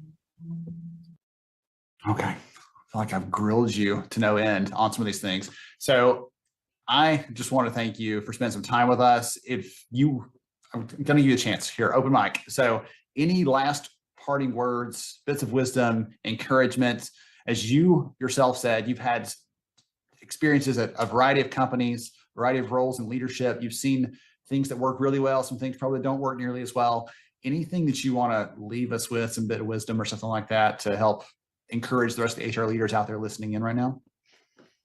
Stay curious, agile, co-create whenever you can. The world has shifted around us, behind us, in front of us. So don't use your pattern recognition, and put the human in the middle of it. It doesn't mean you give them the yes that they are looking for. It means that you can tell them the cost of yes is too high, right? This is not a practice we can live with for these reasons, for fairness and equity and understanding and affordability as a business. We can say no with compassion. So be human in every exchange, and stay curious. Awesome. Wonderful. Thank you again so much, Pat, for joining us, for sharing your encouragement, your enthusiasm with us. I'm so excited to have the chance to finally meet you, virtually at least, and I appreciate you for hanging out with us here. My pleasure. This was fun. Awesome. To everybody else out there, hang tight for more HR Summer School coming right up. All right. We have finished up our last session here at Summer School for our Field Trips edition. And I hope you enjoyed. I felt a little different energy in the conversations when I was having them. And it was fun for me to see all of them. Obviously, again, the one with Pat was not recorded in person. I don't know that I could have stood that, honestly. I told you at the beginning, I'm kind of a fanboy. I love her work. She's incredible. And I saw several of you there in the chat saying the same thing, that you've seen training courses and other classes or seen her speak. And she's just an incredible, incredible leader. So it was such an honor to be able to speak with her and to learn from her. I'm going to give a quick shout out again to the team over at UKG. Thanks again for supporting this field trip edition with some of your own people, with promoting the event, with all the other stuff that you do to help make sure it was a success. We appreciate you for helping us support it. so that all the leaders here were able to get something great from this experience. So we appreciate you to the team. George, as always, I want to ask you for any closing thoughts, anything that stood out to you from the day, any ideas or anything else that you want to reiterate on before we wrap up with the audience with the final announcement of things. Man, that last session was like, I'm on fire. On fire, yeah. I think she said a mouthful. Everything she said was great. And that's, and always, I think today, I always try to think about what I grabbed out of today. And it's really been a lot of insight. The communication and consistency is the key to influence. When that was spoken, I thought about it because earlier somebody in the chat was mentioning about change and how change has always been something that gets thrown up in HR summer school a lot as well. Is that it's hard to change. I think when you talk about the influence, as she mentioned, the influence is so important. If you really want to truly influence people, especially for the long haul, you got to be consistent. You got to be committed. And I think those things are vital because that consistency and that commitment to communicating, influencing that person's life through the ups and the downs, that you stay, right? My story of my life is I have this man who adopted me, and every time that I would hang up a phone, every time he would leave me, he would let me know that he loves me. But the two words that has always stuck with me, Ben, is I'm here. No matter what, I'm here. And that's just that commitment and consistency to that. I do want to share, if I can share another pair of special shoes. Absolutely. I think this ties into HR Summer School. I want to give a shout out to someone very special. So when I saw these shoes, Ben, I had no clue the history, right? That's usually, I see a pair of shoes, I like. And then I totally forgot about them. My awesome wife, Amber, actually remembered, and she got these for me and surprised me a few weeks ago. But inside this shoe, and I'll put it really close as possible, inside the shoe, it says sharing stories. And so these are my new HR shoes. I really like them, HR Summer School shoes. And then on the other one, when we talk about HR for you who are freshmen, this is your first time joining us, we are always sharing stories. And the second thing that we are all about is building community. And so these shoes are special for two reasons. Because of that, what this says on the inside, I had no clue. Again, it was just, I literally text you in the middle of the night. I was like, Ben, look at these. But these are really, they're designed with Ghana. And I know that one of our faithful HR Summer School members, Felipa, she's on there, Lauren. But these are like a special edition shoe that's custom made with the historic memory of Ghana with a little bit of New York Bronx. And so I was like, I got to show these shoes and they're special. Always about building community and really telling stories. And I'll end it with this. Out of all the things that we've learned today is that I've learned that boiling water, the same boiling water that makes a potato soft also makes an egg hard. And what I mean by that is that we're all put in an atmosphere. And sometimes we're in this atmosphere at the workplace and we're trying to strive for different things, and how it affects one person maybe affects another differently. And I just want to challenge you to be consistent, be committed, and realize that everybody communicates. Another word that we talked about today, everybody communicates different. And so that same boiling water, that same atmosphere that softens a potato also hardens an egg. You got to be able to speak the language and understand how people react to the environment that they're in to be able to make an impact. So that's Georgism for today, man. All right, George, just in time for lunch too. I'm getting hungry after hearing that. Goodness. All right. So thank you again, my friend. I appreciate you for hanging with me. For apologies, I couldn't be there with you in person, but next time around we'll make that happen. Yeah. To all of you out there, I hope you got some great ideas, some great encouragement for the day. That's always my goal. I don't want you to walk away just more informed. If you are not a little bit more excited or a lot more excited about the work we get to do, then I have somehow missed the mark with this. So you can always let me know if that's the case. For some of you who chimed in the chat for sharing ideas or everything else, we appreciate all of you. Somebody asked a minute ago, hey, how do I share this with other people? The second this is over with and we shut the feed off, this link that you're watching it now, whether you're on Facebook, you're on YouTube, you're on LinkedIn, that replay will immediately be there and available. So we'll be reaching out later this week with credit information and all that good stuff for you to make that easy for you if you already watched this. But if you want to share it with anybody else, please do. And I already have I saw a couple emails come in from some of you that said, hey, we want to share this to our leaders, our managers. And I asked in the chat if you have ideas for what to share, how to share that, who it should be shared with, those kind of things. Shoot me over an email. I got a couple of those, but I do not have 10 yet. So we're going to give away up to 10 prizes for people that send that over. Send me an email. Let me know. You can respond to any of the messages you've gotten about the event, and that email should come directly to me to make sure and keep tabs on that. So to all of you out there, you're doing the best work there is. HR is the most incredible profession. I believe it. This discipline is just there's nothing like it. So keep up the good work. We appreciate you for what you're doing, and we will see you again soon on another summer school event. We'll have other things coming up this fall, so just stay tuned. We'll be sharing about those things as they come. Thank you again for spending some time with us today. Have a great rest of your day and rest of your week.